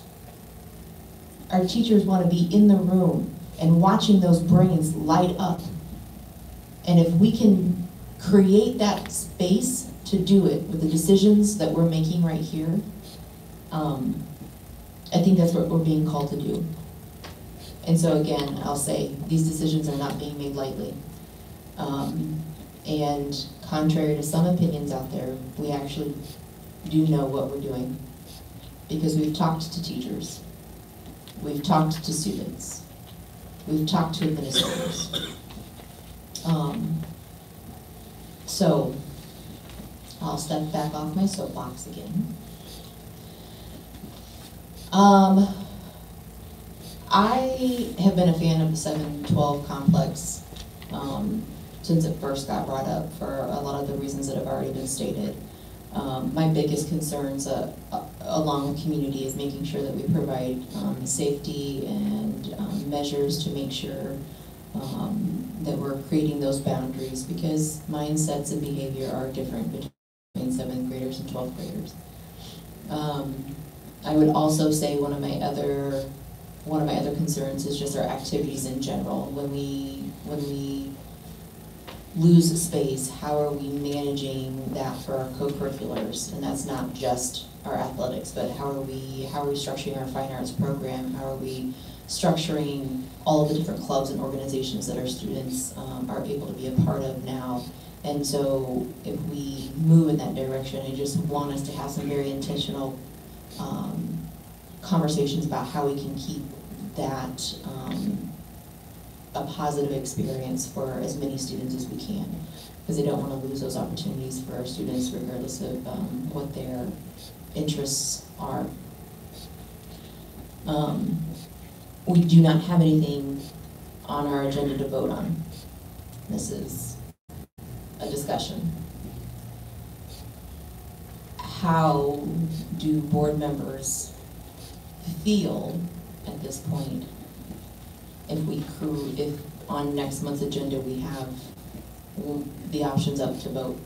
Do we feel comfortable, or what do we need in the interim in order to make that happen? I would hope that we continue first of all, I came to the first community forum in the afternoon, and morning, whatever, 10:30, right? I was surprised there were as many people as there were. I was pleasantly surprised. And then I looked at the pictures out of town for the next one, and it looked like there were a lot more people even. I think we should not run for our community, but run to them by doing at least one, maybe 2 or 3 more in next week or 2 weeks. And I think we should do it in one of the schools that we've put some resources into, so people can see what a renovated, newer place can look like. And could be the format we used before. It could be a committee of the whole of the board, so as many of us that want to be there can be there. And since the biggest concern is the K-12, what I call campus, 712 campus, is that we really focus upon that, because that's where most of the comments and concerns have come from. So I don't know what form you'd like, but I think we need to, like I said, not only give the perception, but also the reality of going to the community instead of them having the perception we're running from them. We want input, we want to hear, for people to hear what this could look like and what it could do for our children. I think it's important to have the community be able to see what you can do with a school when you renovate it. For example, Steele and Lombard, they're beautiful, beautiful buildings, beautiful facilities now. And I know there was a lot of anguish over Silas Willard and tearing down that old historic building. A lot of tears were shed, but if you haven't been inside the Silas Willard building, some community members should take an opportunity to do that. It is a beautiful facility, and I know we're not going to build any brand new buildings from the ground up, but we would be adding areas, and they will be modern, and they will be, like you say, for the future, and that's what we've got to think about. Just to focus the conversation a little bit more. So Jeff, you're going to go, well, you or somebody is going to go to Springfield on Thursday. You're going to speak to representatives from the State Board of Education regarding our plans, our thoughts about how we would having this money fall on students. As you said, it will take somewhere between 4 and 6 weeks to get a blessing, yay or nay, in your experience. So would it be the will of this body that perhaps we do a committee of the whole, just post it, it ain't gonna hurt anything, have a meeting at, say, Lombard's Auditorium, and I have to talk to Nick, because we did schedule one for the 16th, but now there's so many different conflicts on that night that I think that's a bad evening. That perhaps looking at the following week there's a Lombard Churchill basketball game, there's a King family night that night, there's just, in that area of town, we're already having a whole bunch of people that say they can't make it, so I'd like to look at another date, if we're gonna have it in the neighborhood, if that's okay. But if we had a committee of the whole meeting where 1, 0, 5, 7 board members come, we discuss the 712 complex in more detail with the community. Jeff, depending on the evening, would you be able to come and talk about some of those things? Sure. And then by the next board meeting, which is, that's not right. When's the next board? The 13th? 12th. We may or may not have an okay by then. However, we could have a special board meeting if we felt good enough about it, maybe the week after that, or the week after that. Just because we can't approve something that's not approved by the state. So, I feel confident it will be approved, but I always want to make sure that that's, until everybody understands, until the state gives us a blessing, it's not done. But if we want to pursue that route a little bit more, the next discussion, if we want to continue down the road of 7 through 12 is, okay, that seems to force the issue of Lombard would be a 5-6, but then which buildings are we keeping? I mean, Steele we're going to keep because we just put so much money in it. And Silas Willard, we just built brand new. What else are we going to do? I mean, then we really have to get down to some scenarios of class sizes of 22 versus class sizes of 25, and that kind of discussion to make sure everybody understands the space issues. And Jeff, you would be able to have those at some open forum. Yes. Okay, that's all I have. I think we should do 2 meetings, one at Steel and one at Lombard. I just feel, and if it's busy on one side of town on the 16th, what's it look like on the west side of town for the 16th? I don't know. Given the turnout previously, I can expect there'll be a lot of people who want to hear and see what is happening. I'll try to be more optimistic, because, I mean, like we said earlier, I got 4 emails. I mean, I'll be optimistic that more people will keep coming, but I feel like you said, we're not closed up, and we don't have decisions made, and I'm still not. I talk to people when I'm out, my kids hate going to the grocery store with me because I stop and talk to people. I ask every person I see. Yeah, so I mean, the efforts are there by us, so I mean, I hope these meetings, that they do draw people and, more options, but I hate to keep pushing it. I mean, I don't want to keep. Well, as long as we're moving down the track and we're still getting input, I think that's okay. We're not slowing ourselves down or speeding it up either way. We're just getting input to move. But back to your other part of your question about what buildings to close, I thought it was a very powerful argument the other day we had in terms that was presented at the last board meeting, that if we are going to be closing one of the current elementary schools on the east side of town, the one to keep open, it does make more sense to be the King's School. I thought we heard some very powerful arguments to that effect, and that's one of the pieces, the little bit I've heard, has been on that. So I think if we're not going to make some decisions, I think it's quite reasonable to throw that on the table. I hear nods right now. I don't know. Member Pickram and I were just discussing that, and I said, didn't hear you. And said that it seems like a lot to throw at people right now. But I think I'm veering toward that way myself. Looking at the plans, looking at the ways in which the city lays out, and then practical reasons like parking and intersections and things like that. For me, King makes more sense than Nielsen. But, and community members, and by no way am I saying that I don't like Nielsen. Okay, I like Nielsen. I like all of our schools. If I had $1 billion to throw to the district, I'd throw $1 billion at the district and we wouldn't be sitting here having the conversation. But I don't. So, I mean, I want to iterate that because oftentimes when we sit up here and we make these decisions and all of a sudden it's out there that we don't like something. So, I am on board with what you stated, Member Lyon. I don't know how anybody else feels. I am as well, especially if you look at the safety aspect of it. I think it makes total sense to have it at King. No one comes down. I live, the schoolyard is my backyard, in my backyard. No one goes down South Farnham Street unless they're going to King, unless occasionally they're going out to County 10. So there's very little traffic on South Farnham Street. You can park on both sides of Farnham Street. You can park on McMaster's, you can park on Clay Street, and you can park on Clay Avenue. I have people parked in front of my house every day and they're headed west, so they wait for their little one to walk down to the corner, walk down the street, get in the car, and they go home, and they're not even in that traffic at all. I also have concerns about the Farnham Street Bridge, and people coming off of the top of that bridge. It's going to be even higher now than it was. And then again, with Losey and North Farnham being more streets that people are on, there's lots more traffic. There's hardly anywhere to park there. If you've been there at 3:15, you have an idea of what it's like. So yeah, I think it makes much more sense to be there as well.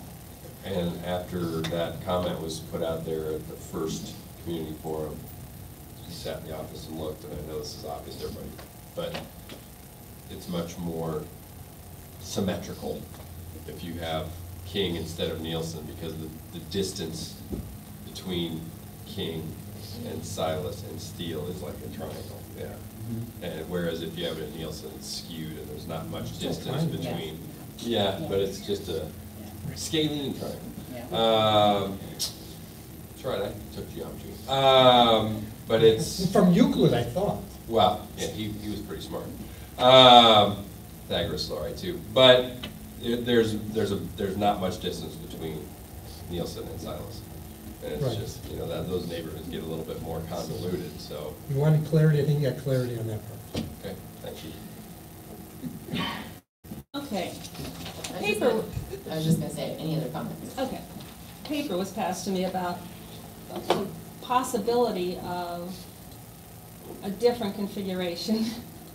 If we did the 7 through 12, to do K through 6s in Lombard, Steele, and Silas, and would be less transition moving from, We have to build an addition on Lombard, it's Willard for that, Actually, wouldn't we? it's smaller. You'd only need 3 more classrooms. We still need to put addition on Willard to do that, wouldn't we? No. Really? You Can need do the 12 classrooms. Just have a smaller building at Silas Wood. Right, you need 12 classrooms at Steele, and then you would still need the new commons area and then 3 classrooms to do it that way. so that would have our students only going to 2 areas. I mean, they would have a transition from their elementary program to the campus, the 7 through 12 campus. It's just a thought. So what are the grades, so K through 6, at, Lombard, Steele, and Or Silas. you could The add 3 on buildings more that are already retail. renovated. say that again? Lombard, Steele, and Silas could be K through 6 buildings. So 3 of our former middle school buildings, King, Nielsen, and Gale, would have to be repurposed or raised. Correct. Interesting. Just my knee-jerk reaction to that, I would have concern about the functionality of all the rooms we built in at Lombard being used well. Because some of those were built, remodeled in, not many years ago, for older children in terms of labs and shops and things of that order. So I would, and we haven't gotten a lot of use out of those in the short time. Under the But- 712 complex, you would be facing somewhat of the same problem though, in all transparency. Because 5th, 6th, I mean, we could elect to have some of those be, like, let's use the shop. let's use it. We could have a wood shop at 5th and 6th. It's sort of cool. Do they already have it 6 now? Yes. Okay, so it's, okay. And most, I think a lot of the 5th grade, 5, they're doing departmentalized stuff anyway, so if the 5th and 6th grade was like the junior high, like 6th and 7th is now, that would Yeah, there would take have care to of be, that. there would have to be a change either in 5th or 6th Right, grade, and that right. would be whatever, Yeah. you know. Yeah, like I said, I just conversation seem led to, because 6th grade's already doing it, and I know many of the schools do that. In 5th grade, they departmentalize as Yeah. opposed to grade level, so it would already be set up to do that as well, so it seemed to be a natural thing to do. And then they would be utilized. So we're projecting to need 14 classrooms at least at each grade level, right? Correct.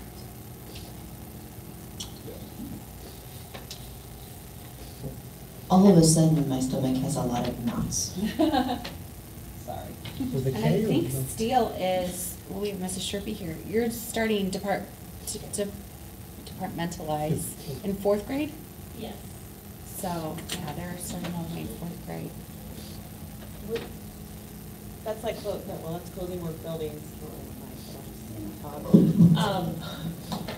The comment was made earlier, I don't know by who, but if we start to, for some reason, I mean, the optimum at its best is to get more enrollment and to someday go back up. I would need to, I don't know, the concern I have is that that would decrease our classroom availability to expand if we had all these, well, I guess one extra room closed, but that's But more and more. of concern, yeah, so if, you know, if we build those K through 6 to capacity, I would just be worried about the future. And one more item, and I don't want to add to the knots in Tiana's stomach. I don't think this will, but just another area to consider is, I will just say it personally, it would be a personal desire of mine if we could get, and I know I speak for Dr. Mashad, if we could move our students that we take to Camelot and Kiefer on hour-plus bus rides every day, if we could find a school here for them to have a day treatment. Some of this, and this statement isn't in favor of any of the particular plan we're talking about, this is just another consideration. That if we could bring those students back to their hometown, you know, and then also open that up to the area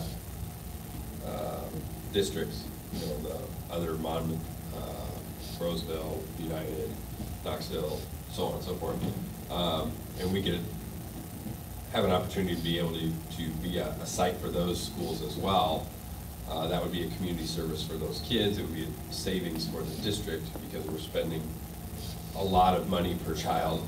I mean, I'm not talking about any particular child, so I think it's fair to say we're spending upwards of $30,000 per student when we send those students to those schools. So I mean, that's a lot of money.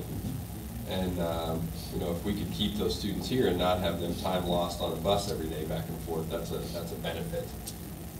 So that's something that would be worth putting a lot of thought into as well, is how to create space to have those students stay in town rather than be on a bus for at least 2 hours a day.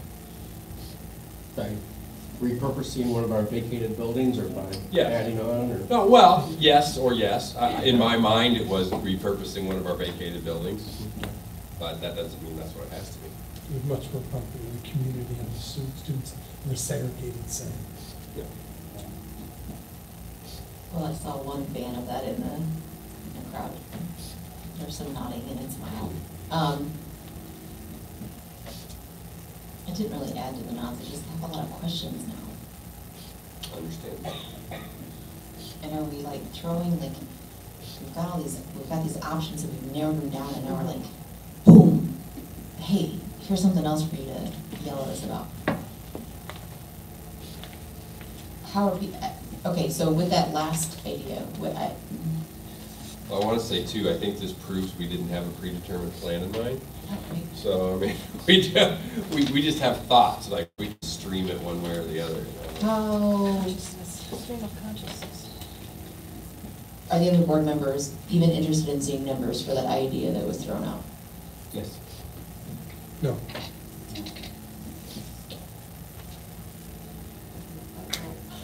The one that, yeah, I'd like to see numbers on that.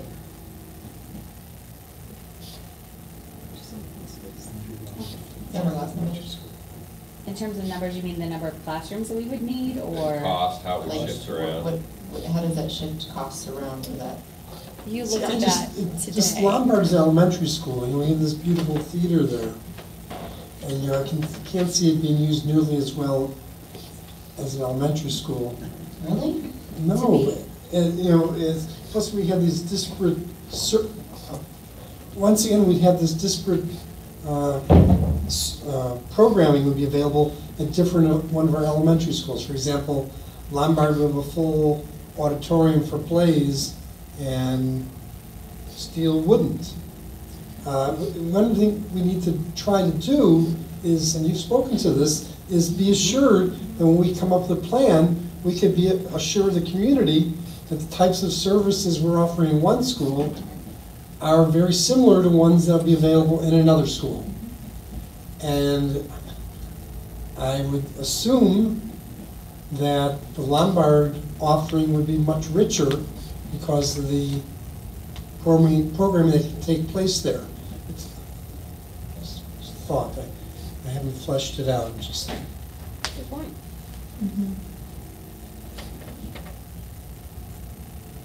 I think that's fair.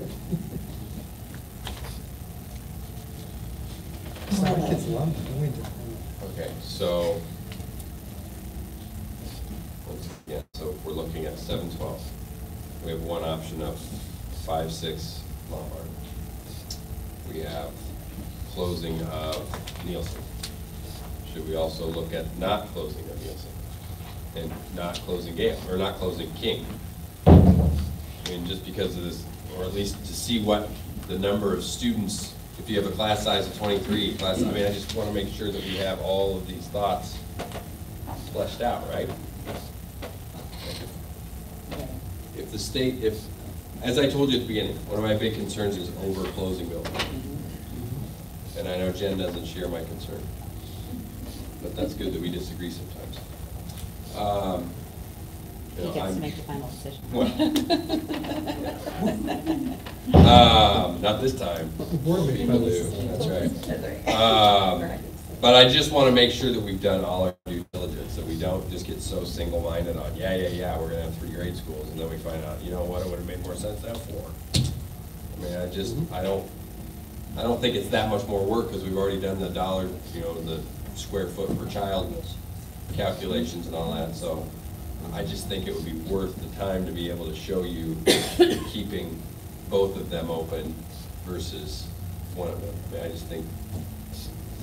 I would be more open to exploring that possibility than doing K-6 with the Lombard thing. I agree with Maury about I don't think the facilities at Lombard lend themselves to kindergarten and first graders. And maybe, I don't know, maybe it makes more sense to keep both Nielsen and King, I don't know. So far as what you'd have to add on and the cost, I don't know how that would play out. Need their money.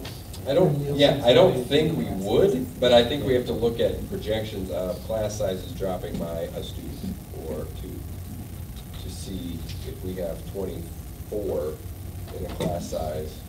Does that have a ripple effect that we have not at least looked at? I mean, I don't see how we're harmed by looking at it. Just to say, okay. And what's it we're looking at? If we keep Nielsen open, and I understand you say we need the money, and we do, and just so people, it's right. And just so people out in the audience and watching on TV, I'm sorry if you're watching on TV. But if you keep, let's just use all the pod schools, okay? Gale, Nielsen, King, we have to move the office. We have to add on, some other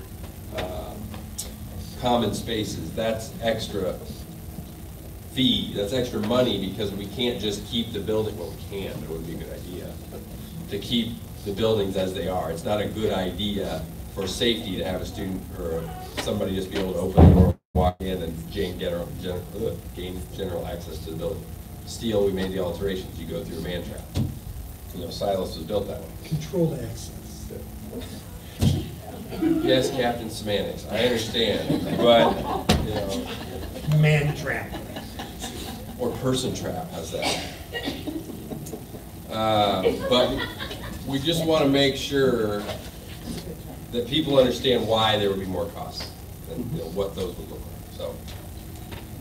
One parent that I had emailed me was concerned about using up, and this kind of goes to that, using up every single room in the building for classrooms, and so there were no additional rooms available for when you need to pull a group of students out, or something I thought of, if you had part of the class was working on a special project and a teacher wanted to divide them up and have them work in another space, that we weren't so tight on our space that we didn't allow for that. So that would kind of go along with thinking ahead to think, okay, what if our enrollment increases and that happens. So.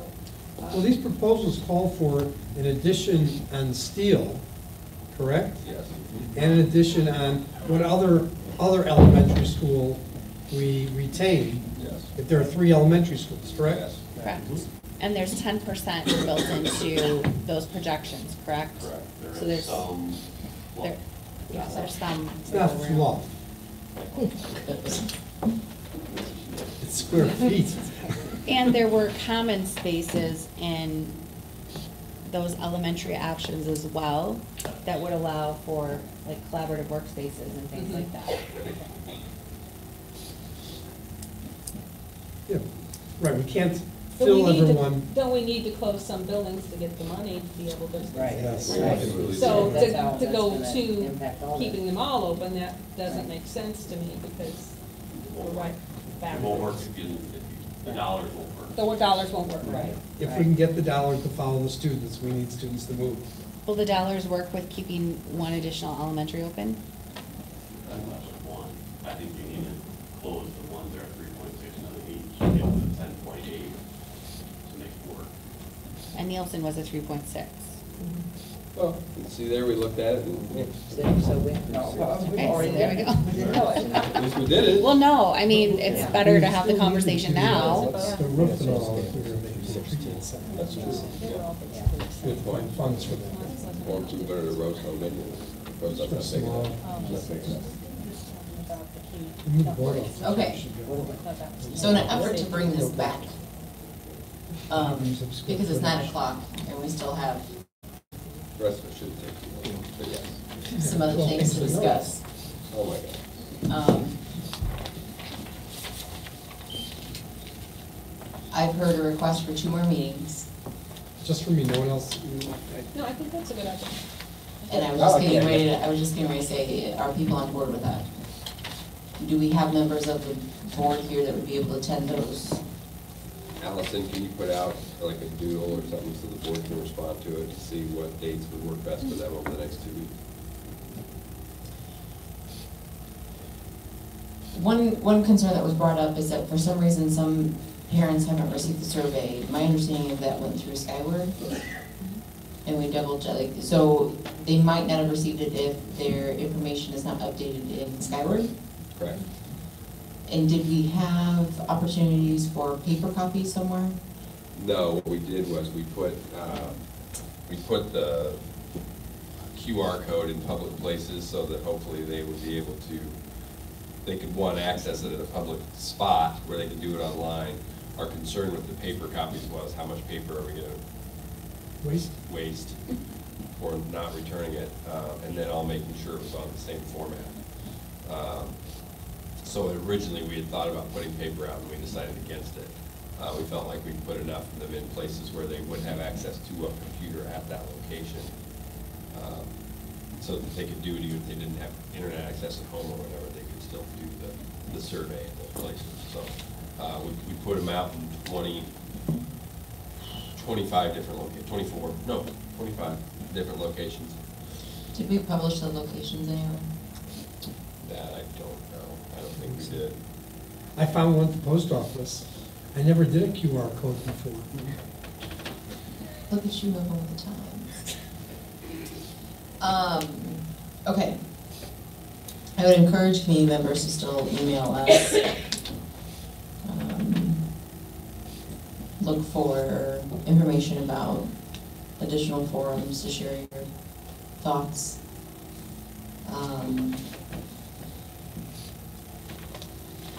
Timeline that we're hearing is that we're going to be making a decision in November.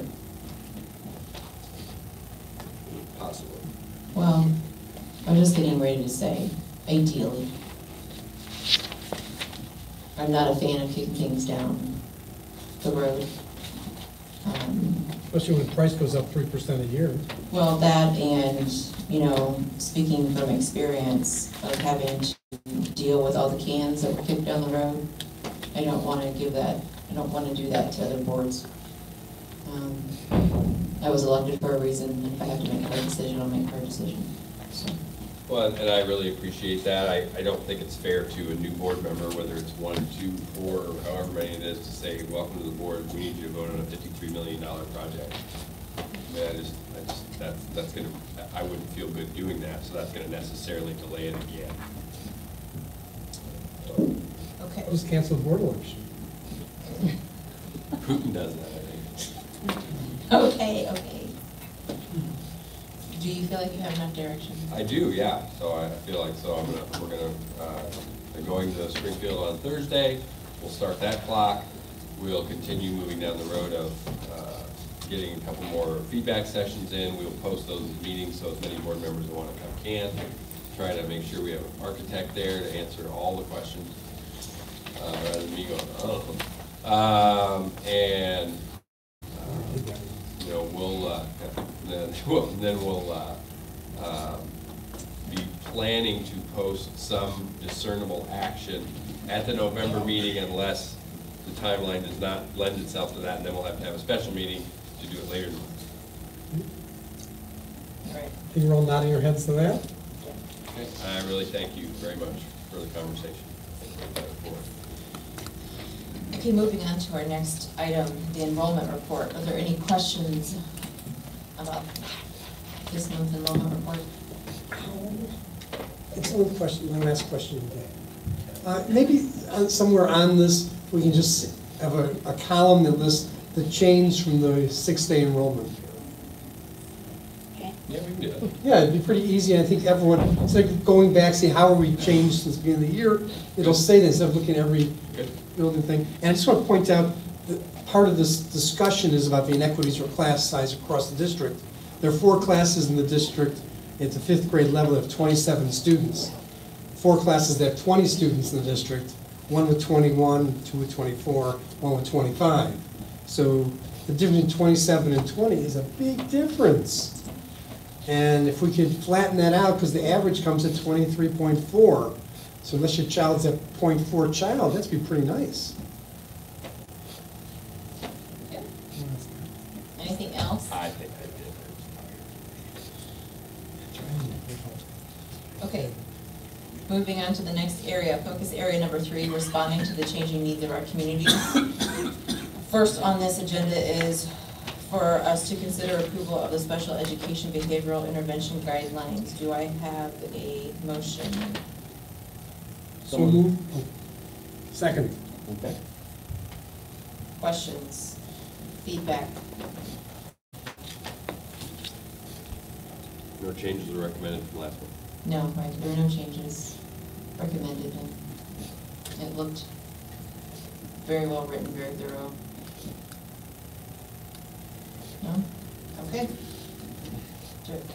Allison? Pickrell? Aye. Sharpie? Aye. Banks? Aye. Cervantes? Aye. Glasnovich? Aye. Lyon? Yes. Next, consider approval of the destruction of closed meeting audio recordings in accordance with policy 2:220. Do I have a motion? So moved. Second. Questions? The only ones, the meetings that were left on there and to not be destroyed were ones that were subject to some lawsuits. So those had to stay on. Everything else we recommended to go. That sounded nefarious. Man, ongoing litigation, does that sound better? All right, ongoing litigation. Okay. If nothing else, Allison? Sharpie? Aye. Banks? Aye. Cervantes? Aye. Glasnovich? Aye. Lyon? Yes. Pickrell? Aye. Okay. Next up, discussion regarding our tentative tax levy. Well, we kind of already had that, so I'll be bringing back in November the official tentative levy that you'll vote on in December. November sounds long. I know. Remember Pickle got all of the short meetings.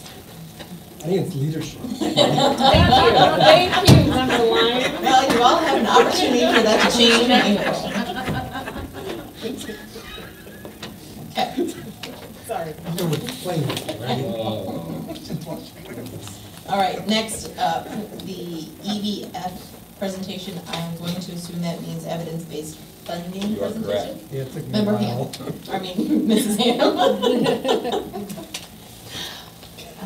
Let's see here.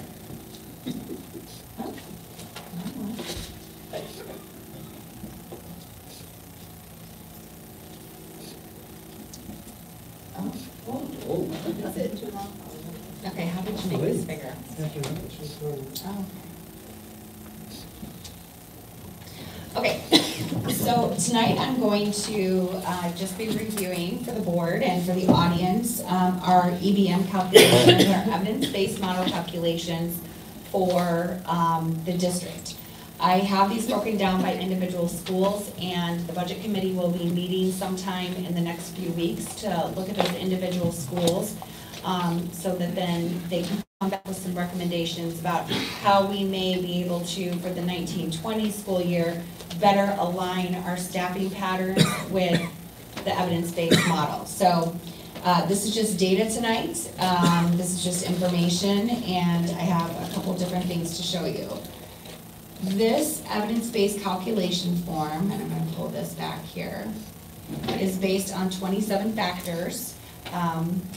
I believe everyone has seen this from previous years, and this is a combination of all of our schools. So our overall DHS population is 59%, our overall EL population is 5%, and that drives the calculations and the factors throughout the formula. There's Explain what those are again? I'm I'm sorry, what? What are those letters stand for? So our DHS percent is our free and reduced count. What's DHS? Department of Human Services. Department of Human Okay, Services that's right. calculates that. Right. And then our EL percentages are English language learners. And so if you look at your sheet, and I'm gonna kind of scroll down this for the audience, there are 27 factors that we put in our FTEs, which are full-time equivalencies, for the number of people we have in these positions. The green is what our actual FTE is in this column right here.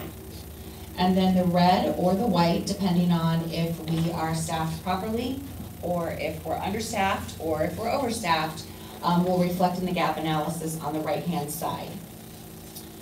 Since there's a lot of information here, I'm going to scroll down to a summary sheet I have here. Kind of makes it a little simpler for everyone to see. Okay, so when we're looking at K-3 teachers for low income and then just regular K-3 classrooms, there's two different class size factors that the formula takes into account. So for low income students that fall in grades K-3, the optimal class size is 15. For all other K-3 core classrooms, the optimal size is 20 based on the formula.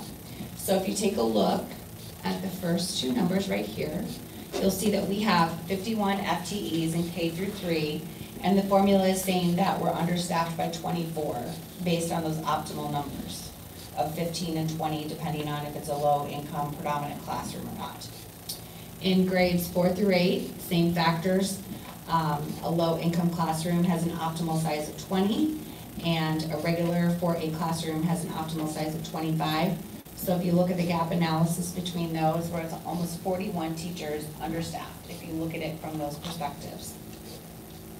In 9 through 12, low income optimal size is 20 per class, and in core regular classrooms it's 25. So the gap analysis on core classes, which are social studies, science, math, English, is 19.32 FTEs short. When we go down to specialist teachers, so those are our foreign languages, those are art, PE, music, things of that nature, we're actually showing that we are overstaffed by 3.3 teachers based on the formula, and once again, this is only the formula. And I'm sure Dr. Asplin is going to talk a little bit about the purpose is to spark discussion about how a district staffs. We do not have to staff per the formula, but it's a place to start the conversation about how we would like to shift resources. Instructional facilitators, which will be our instructional coaches, we currently do not have any, but the formula is saying that we should have 20.29 instructional coaches.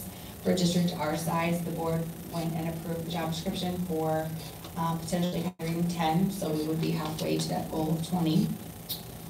Core intervention teachers, we currently have 12.5, and so we're overstaffed 4.19. Substitutes, that's And describe that, those our core intervention teachers, that would be our Title I teachers in K-5. Substitutes, that's a placeholder in there, but there's nothing that drives that formula, so that's why it's blank. Core guidance, so this is K-12. So K-12, we have 8.5 individuals that factor into that core guidance. That would be our outreach workers, the one shared counselor at the junior high, and then the counselors at the high school, Bridgeway workers. So it's showing right here that we are understaffed by 4.43, excuse me, FTEs. For nurses in the district, it's actually reflecting that we're overstaffed by 1.59.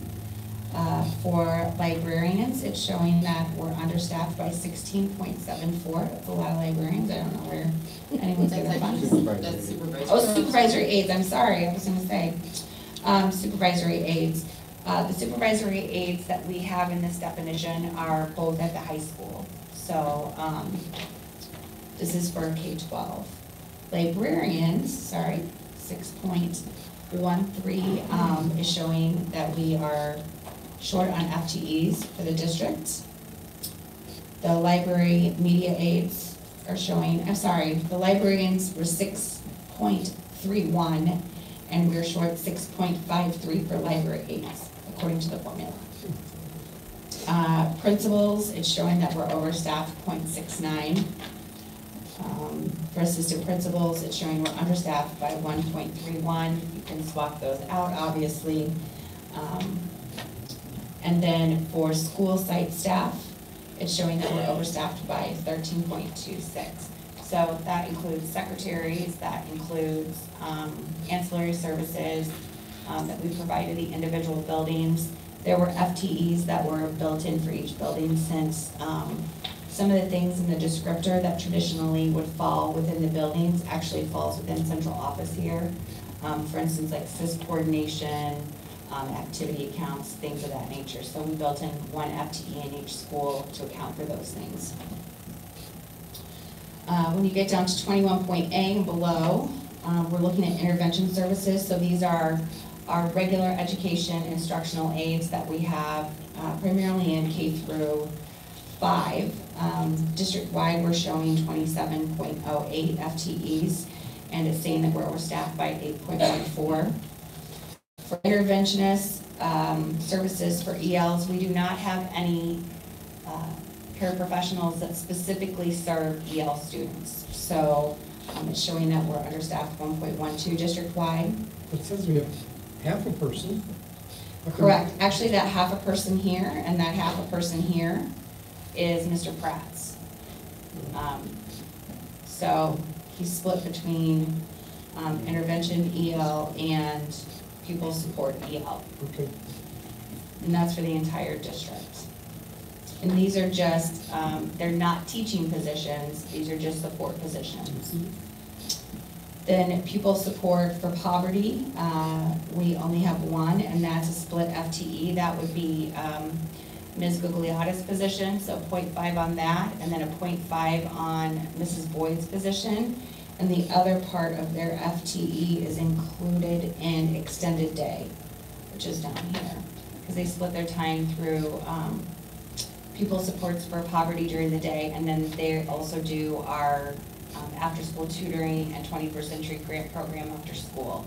So we split those between those two areas. We have extended day. This 4.9 FTE, how that's calculated is we take the number of hours that our tutors and like Mrs. Gugliotta and Mrs. Boyd are working, and we combine those based on the number of hours per week, so it ends up being 4.9 FTE for our extended day programs. And those are also for the junior high and for the elementaries. Our summer school, we're estimating 18 staff members for our summer school programs, K-8 and then 9-12. We do not have any specific summer school services for EL, so that was 0.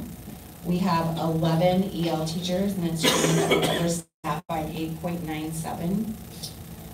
Special education teachers is showing that district-wide, and this includes speech, social work. This number does not include OT and PT, but OT and PT is to be factored in. The problem is we contract OT PT services, so it makes it difficult. So even with not factoring in the OT PT services, it's showing that we're overstaffed by special ed teachers by 29.45.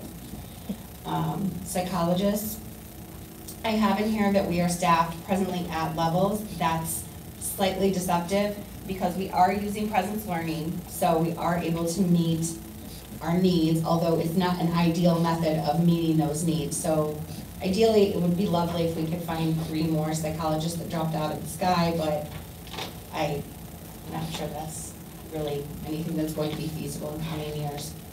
And then the last indicator is special education instructional assistants. So this includes paras for all of our special ed programs and personal attendance. And we have 65, and it's showing that we're overstaffed by 36.22. So once again, to everyone in the audience, this does not mean that we're going in and following these. This is just a conversation of beginning the process to align to the best of our financial ability with what research is showing us is best practice for these different populations of students. Does anyone have any questions?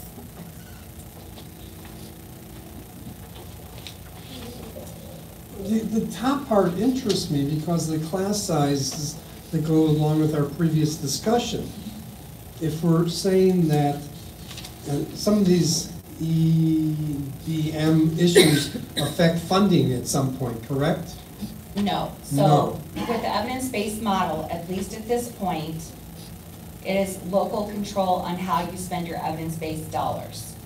This worksheet was given to the districts to encourage them to follow best practices, but still allow local control. For now. So, right, other than certain EL services and obviously special education services, a board could completely disregard this and still not affect their funding levels through the evidence-based model. This is designed to just reflect what best practices are and how we can align in the future with those. According to a conversation I had last year with Dr. Smith, the state superintendent for education, and we all understand there's an election in a month, so a lot of this can change. So they're gonna look at no longer do districts receive grades, right? No, they don't receive scores, there's nothing on the district anymore, it's all in the building, okay? So I'm looking at Nick Young, so I'll just use the high schools, or the sorry, I'm sick. And then Dan there. Anyway, so according to Superintendent Smith, if Lombard's test scores do not improve over the next 3 years, the state will then come in and do what we're talking about here and compare how they funded Lombard through 205 with how we staffed it. So, as Dr. Smith said, if your test scores are going up, do whatever you want. If your test scores aren't going up, we're going to come in and ask some questions. So, at this point, there is no tether to the money. There's no, the state says, I gave you this for these teachers, therefore you have to give it right now. But some of this does drive my concerns about the number of classrooms available, to be honest. Right, okay, that's where I was. Okay. Good.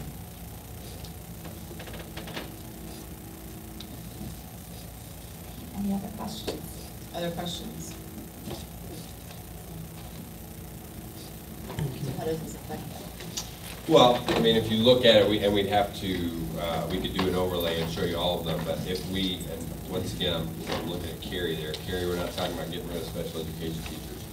But when it says that we need to lower our class size at the elementary, but then we also are, by the formula, overstaffed and special ed teachers and aides by a number, so there's gonna be other rooms that would technically be freed up. To really do it completely agnostic to what our current practice is, we'd have to look at what our current available space is, forget who's in the space, why we have the space, and look at what those teachers and staff would need to be for that space. Does that make sense? And if we were really gonna do it, completely purely, we'd have to do it that way and not think about what we currently use any of the space for. But the other thing we have to think about, it's not even just a space issue, that if we're talking, if you're looking just, at Class the size top 20. three indicators, you're looking at having to add almost 84 positions. Financially, the district cannot afford that. So we would have to balance that as well on what we can afford. It'd be wonderful to have 84 positions. Well, we're taking out that .67 administrator we're getting rid of. 6.9. That one went with the .4 kid you were talking about earlier. Right.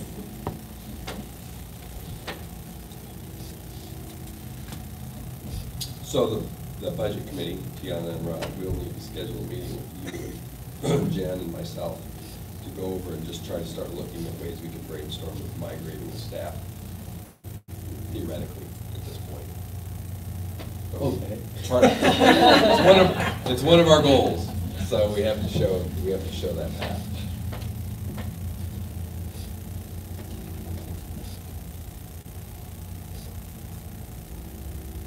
Any other questions? In our current building proposals, what class size numbers is that? Is it based upon our contract? Next or year's whatever? contract number. Which is substantially different than these 15 to 25. That is correct. But this is Down from this year, ratio. though. However, this is ratio, correct? So, so I know that all of our buildings qualify for free and reduced lunch, but not every student in every classroom is a free and reduced lunch student. Correct. Okay, So those are different things to make. So ideally, if your full classroom fit this demographic, this is what they're saying. But one of the things that we have to do is we have to look up at the demographic makeup of our schools to find out what are our students in the classrooms at the grade levels, and are we meeting the need pertinent to the ratios? That's correct. Except for some of them. But that's a good point to make. So, and that's just with my master's in social work. Well, you're University of Chicago. Okay. Any other questions? Thank you. Thank you. Okay, next up, consider approval of driver's ed car lease agreement. So moved. Second. Ms. Ham? I believe everyone has the copy of the lease agreements for a 3-year lease for 2 Nissan Sentras. We had an excellent experience with the 2 Nissan driver's ed cars we leased 3 years ago. Lease is up, so we're looking to lease 2 new ones. Any questions? Centra's a lot smaller, though. Centra's a lot smaller than Alta. All of our students have fit in. Well, Not at the same time. we're only driving 1 or 2 at a time typically. Oh, really? Okay. It's not a Shriners driver's ed. I thought there was usually 3 students. Okay, if there's no other questions about the lease agreement, now driver's ed.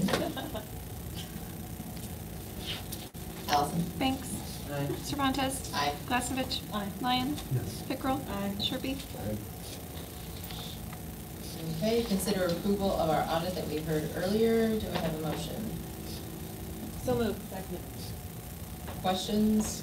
Although Who's the auditor? I thought it was very good news. I hope the community feels the same way. Nick's gonna lead with that tomorrow morning, right, Nick? Sure. Yeah, there you go. I'm Thank glad you. you're still awake. Thank you. Okay, if there's no questions, Allison? Banks. Aye. Cervantes. Aye. Glasnovich. Aye. Lyon. Yes. Pickrell. Sherpy. Aye. Okay, moving on. Consider approval of the personnel agenda. Do I have a motion? So moved. Second. Questions? Allison? Cervantes. Aye. Glasnovich. Aye. Lyon. Yes. Pickrell. Aye. Sherpy. Aye. Banks. Aye. Next, Dr. Asplund, GEA agreement discussion. Thank you. This is a change for anybody that's still watching at home. One of the items that came out of the forum, the last forum, was the idea that we wanted to make sure that we were being as transparent as possible, that there was some perception that things were going on behind the scenes. And so this is a change we decided to make for more transparency. So while we're not going to get into individuals' names, I am going to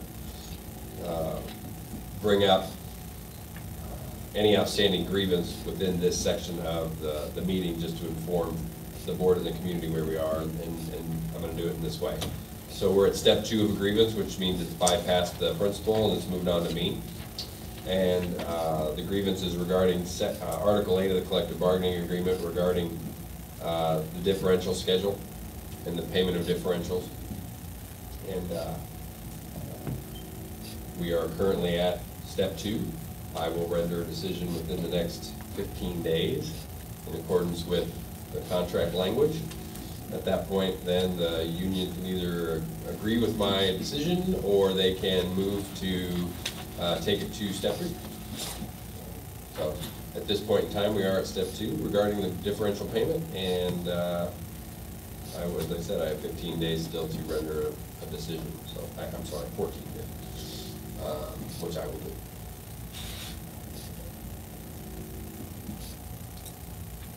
Any points to be made or questions within reason? Like what what's step 3? Yeah, step 3 is option of going before the board or going then to arbitration. So that would depend on the will of the grievance. Thank you. Next, Communications Director discussion, Dr. Axel. Thank you. I want to start the conversation here, and I know it's late, so we'll keep it short. I just wanted to get this going. So we had a central office position that was vacated last year, and we allowed that position to stay vacated. And it was more in the school improvement arena and EL.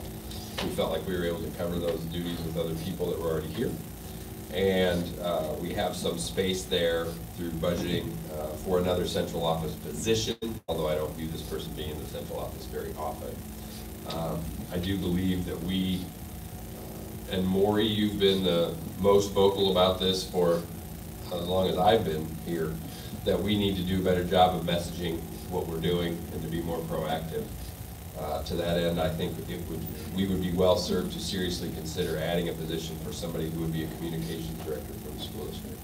Somebody who would engage with the community on a daily basis, who would be in the buildings on a daily basis, who would broadcast all the good things that we're doing in the building, would be highlighting students, teachers, board members, custodians, whomever, and all the great things that are going on, so that we are making sure that we are consistently displaying the positive things that are going on in the school district, rather than allowing that message to be dictated by other people. So I at least want to get it started, that this is a position I would like to consider. Probably really not looking to hire somebody, if you guys are okay with it, until probably the summer. But really just, I think it would be a really great addition. We have the space within the budget because of, as I said, a current position that we allowed to stay vacant. And it would really fill a huge need that we have in the district. So I welcome your thoughts and questions. We had a position like that one time. I think we had 3 different people fill it for probably 10 years. We had such a position. And it came out because we had a superintendent who was inept at speaking to the public. Fortunately, I believe we don't have that situation right now. Except tonight, because you're sick. But so I would need to be convinced that it's more than just someone who would be, I want someone who's going to message appropriately. I want someone who's going to paper over issues to just tell good news. I think that's a very fair statement. That if I made that sound like what it was going to be, then that's not it. But we are, all of us, and I mean all of us, the folks that are out there that work in the district, and they all the work 3 in of the us up here, yeah, pretty much, yeah. 3 of us up here that, 4 of us up here that work in this. I mean, we're so busy doing all of that all the time that it would be really great if somebody's mission was to focus on that, because it just becomes the last thing, because we're so busy working on plans and meeting with people and doing things. It's the last thing that ever gets done. And we hear from a lot of folks, I hear from a lot of folks in the community about, we don't know what's going on in school, we don't know what, we don't feel connected, we just don't know when we can come in, we don't know what events are. I just think if we had somebody that coordinated our message, and if we had somebody that would lead, and I'll just go to the next step, I think it would be a great idea if we had a new branding of the district and had a new logo and went that whole route. I think that would be something this person could do. And really try to start focusing on the positive without ignoring the negative, but really selling the great things that are going on in the school district, because we are in a competition with area school districts. Mm-hmm. And even those within our community. And we know we do a fantastic job here, but it would be great to be able to put that message out to a bigger audience. So at some point you'll propose a job description then? I would if people were. Only we say right now, yes. Right, if people were interested enough to move forward, I absolutely would put forward a job description. I didn't want to put one out if you guys wanted to forget about it. believe Member Pickrell has some thoughts. Are you done? I'm always. One of the reasons I initially started preparing my thoughts to run for this board was because as a parent, I felt the messaging I was receiving was not the greatest. And I will say that over the last couple of years, the message to parents and to the community has drastically improved.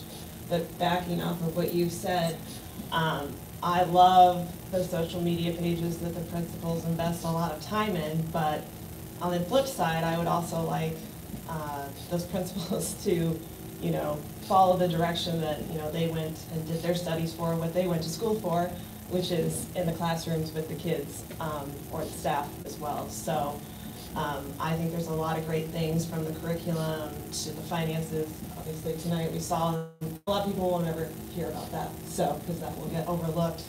And I know there's negative things too, but to have somebody to, you know, circumvent some of those things from being negative, because a lot of them are just turned into negative based on how the message is sent out. So that's my last couple of years in the Should we talk about somebody like with a marketing background? Ideally, it would be somebody with a marketing background, yes. Because I didn't go into branding. It would not be somebody with an English teacher background who, you know, finds 5 minutes a week to do something about it. So, yeah, it would be somebody with that trade and expertise, yeah. We've been trying to do it, and I showed Member Pickrell my design for our recruitment display, and she got a very good chuckle out of it, so. We Always probably room for need some help with improvement. things.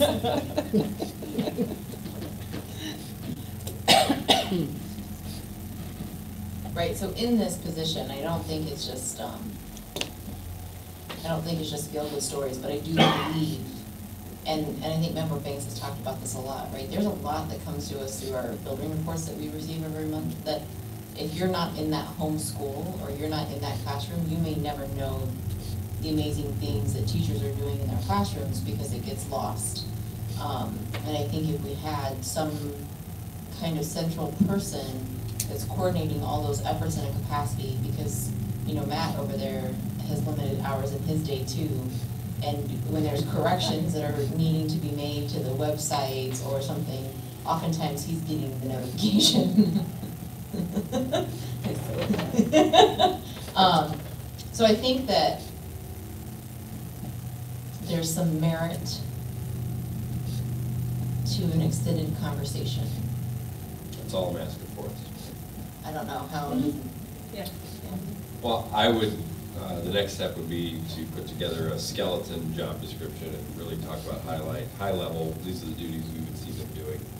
And then, you know, if it progresses from there, then we'll progress from there. If it dies there, it dies there. But, you know, I think it's important to have the conversation. I think it would be a great addition, but obviously I want to be respectful of all of your expertise and knowledge and know what's best for the district. I think the other thing too that I didn't mention before is, you know, everybody pays one tax bill and they want to see that the taxing bodies are working together, and I think there's something there too that this communications director or whatever we end up calling him, community liaison or whatever, could spend a lot of time with the city council and with, you know, Knox College and with Carl Sandburg, and, you know, really strengthening those ties and talking about how we can do things together, and you know, because it really doesn't do us a lot of good to duplicate what all the other people are doing. We should try to coordinate those efforts, and this person could really be out there every day trying to make sure that those bonds are as strong as they can be. Any last thoughts on that? Next, consider approval of 7-day unpaid suspension of employee number 293518, Dr. Aspen. I would entertain a motion and a second. Oh yeah, sorry, my bad. Do I have a motion? So move. Second. Okay, Dr. Aspen. Thank you. This is in regards to an employee. The parameters of the amount of unpaid suspension fall right in line with the collective bargaining agreement with that particular employee's union. The union itself does not disagree with this at all. In fact, I've had 2 different conversations with the union who understand why we're doing it and support our recommendation. So we are asking for, this employee has already been suspended for 7 days. We're just now asking that those 7 days be unpaid, which we would take out of future earnings. Questions for Dr. Asplin? Allison? Klasnevich? Yes. Lyon? Yes. Pickrell? Aye. Sharpie? Yes. Banks? Aye. Cervantes? Aye. And we have reached some people's favorite part of the meeting. Comments by members of the board. Member Klasnevich. Aye. Nothing additional for this evening. Member Sharpie. Nor I. Member Pickrell. Nothing. Member Banks. I do. Good. Well, one thing I wanted to point out, this was one of those good, feel-good things, is that the boys soccer team and their coach were recognized by the athletic director and coach from Alleman as showing exemplary sportsmanship and respect at their game. And I thought we should call them out for that, because to me, that's probably the most important part of sports is teaching that sportsmanship and respect. So I was very touched, and I sent them an email, and I just thought that was something we should highlight, so. Member Lyon. Sure. I'd like to thank the principals for their board reports, because they're real similar now in terms of how they're dealing with data, and they're much easier to comprehend what's going on.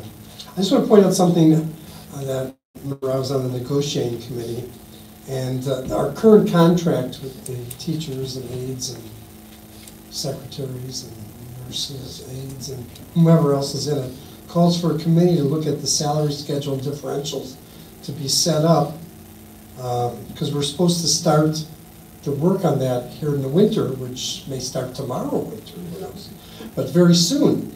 And the way it was structured in the contract, that the GEA would have 4 members and the board would appoint, the superintendent would appoint 3. And I think in my conversation with John that he has 3 in mind ready. So I hope the GA is moving forward this as well. Because I'm very concerned, because in some old materials I found a memorandum of agreement that the same thing was supposed to happen as part of the last contract. And it never happened. We have it as a requirement of our contract, and if we're going to respect the contract for salary and days off and everything else, we should respect the committees that are mandated as part of the contract. So I hope we hear soon from the GA on who their 4 representatives will be on this committee, so you guys can move forward come winter. Thank you, Member Lyon. But the GA is not here today. Oh, a few members, okay. Please share that. Thank you for attending another long board meeting. My apologies that as a sitting president, I tend to have long board meetings. Future agenda items. Are we supposed to do something on this? I'm going to talk about that next. Okay, so future agenda items, board members in front of you, you have the 2018 Resolutions Committee report from the ISAB that is set forth for the delegate assembly that will take place at our annual conference in November. Have you chosen a delegate? We have not chosen a delegate. So members that plan on attending. 1, 2, 3, 4. Plus Wayne. Okay, Wayne's going. Okay. So from those board members that plan on attending, someone needs to Wayne's not here. volunteer. Then he probably won't be there. That's what I'm concerned about. Yeah. So decide if you want to be a delegate, and then come prepared, because an agenda item, we're marking this down right, will be to discuss our thoughts on the resolutions that will be voted on, so that our delegate rep knows how to vote when they attend. Any questions about that? So that'll be on November's board agenda. Any other future agenda items? Did you write that down? Yeah, I did. So we're going to elect Roger Fields. You get a pen. You get a pen and a paddle. And a bag. we're in tree dormancy here. Where are we with planting trees around the Willard Oh, building? yeah, we didn't get a building. Yes, I Yeah, met with a new Go on. landscaper from R.W. Rutledge Landscaping in Alpha. A very nice gentleman who walked the property with me, came out another day. He's supposed to be making an appointment with me this week to give me his suggestions based on our original landscape plan. He felt like some of the suggestions from the previous landscape architect were maybe not appropriate for our climate, for our needs, and so I should have something by the end of the week. I will probably be calling the Building and Grounds Committee meeting and having those approved, and hopefully we'll have plantings by the end of the month, fingers crossed.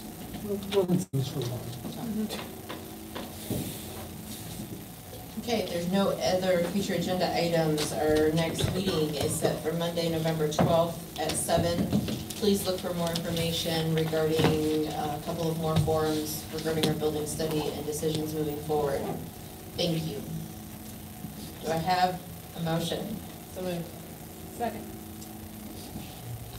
Lyon? Yes. Pickrell? Definitely. Sharpie? Aye. Banks? Aye. Cervantes? Aye. Gusevich? Yes. Before 10. That's 9:40.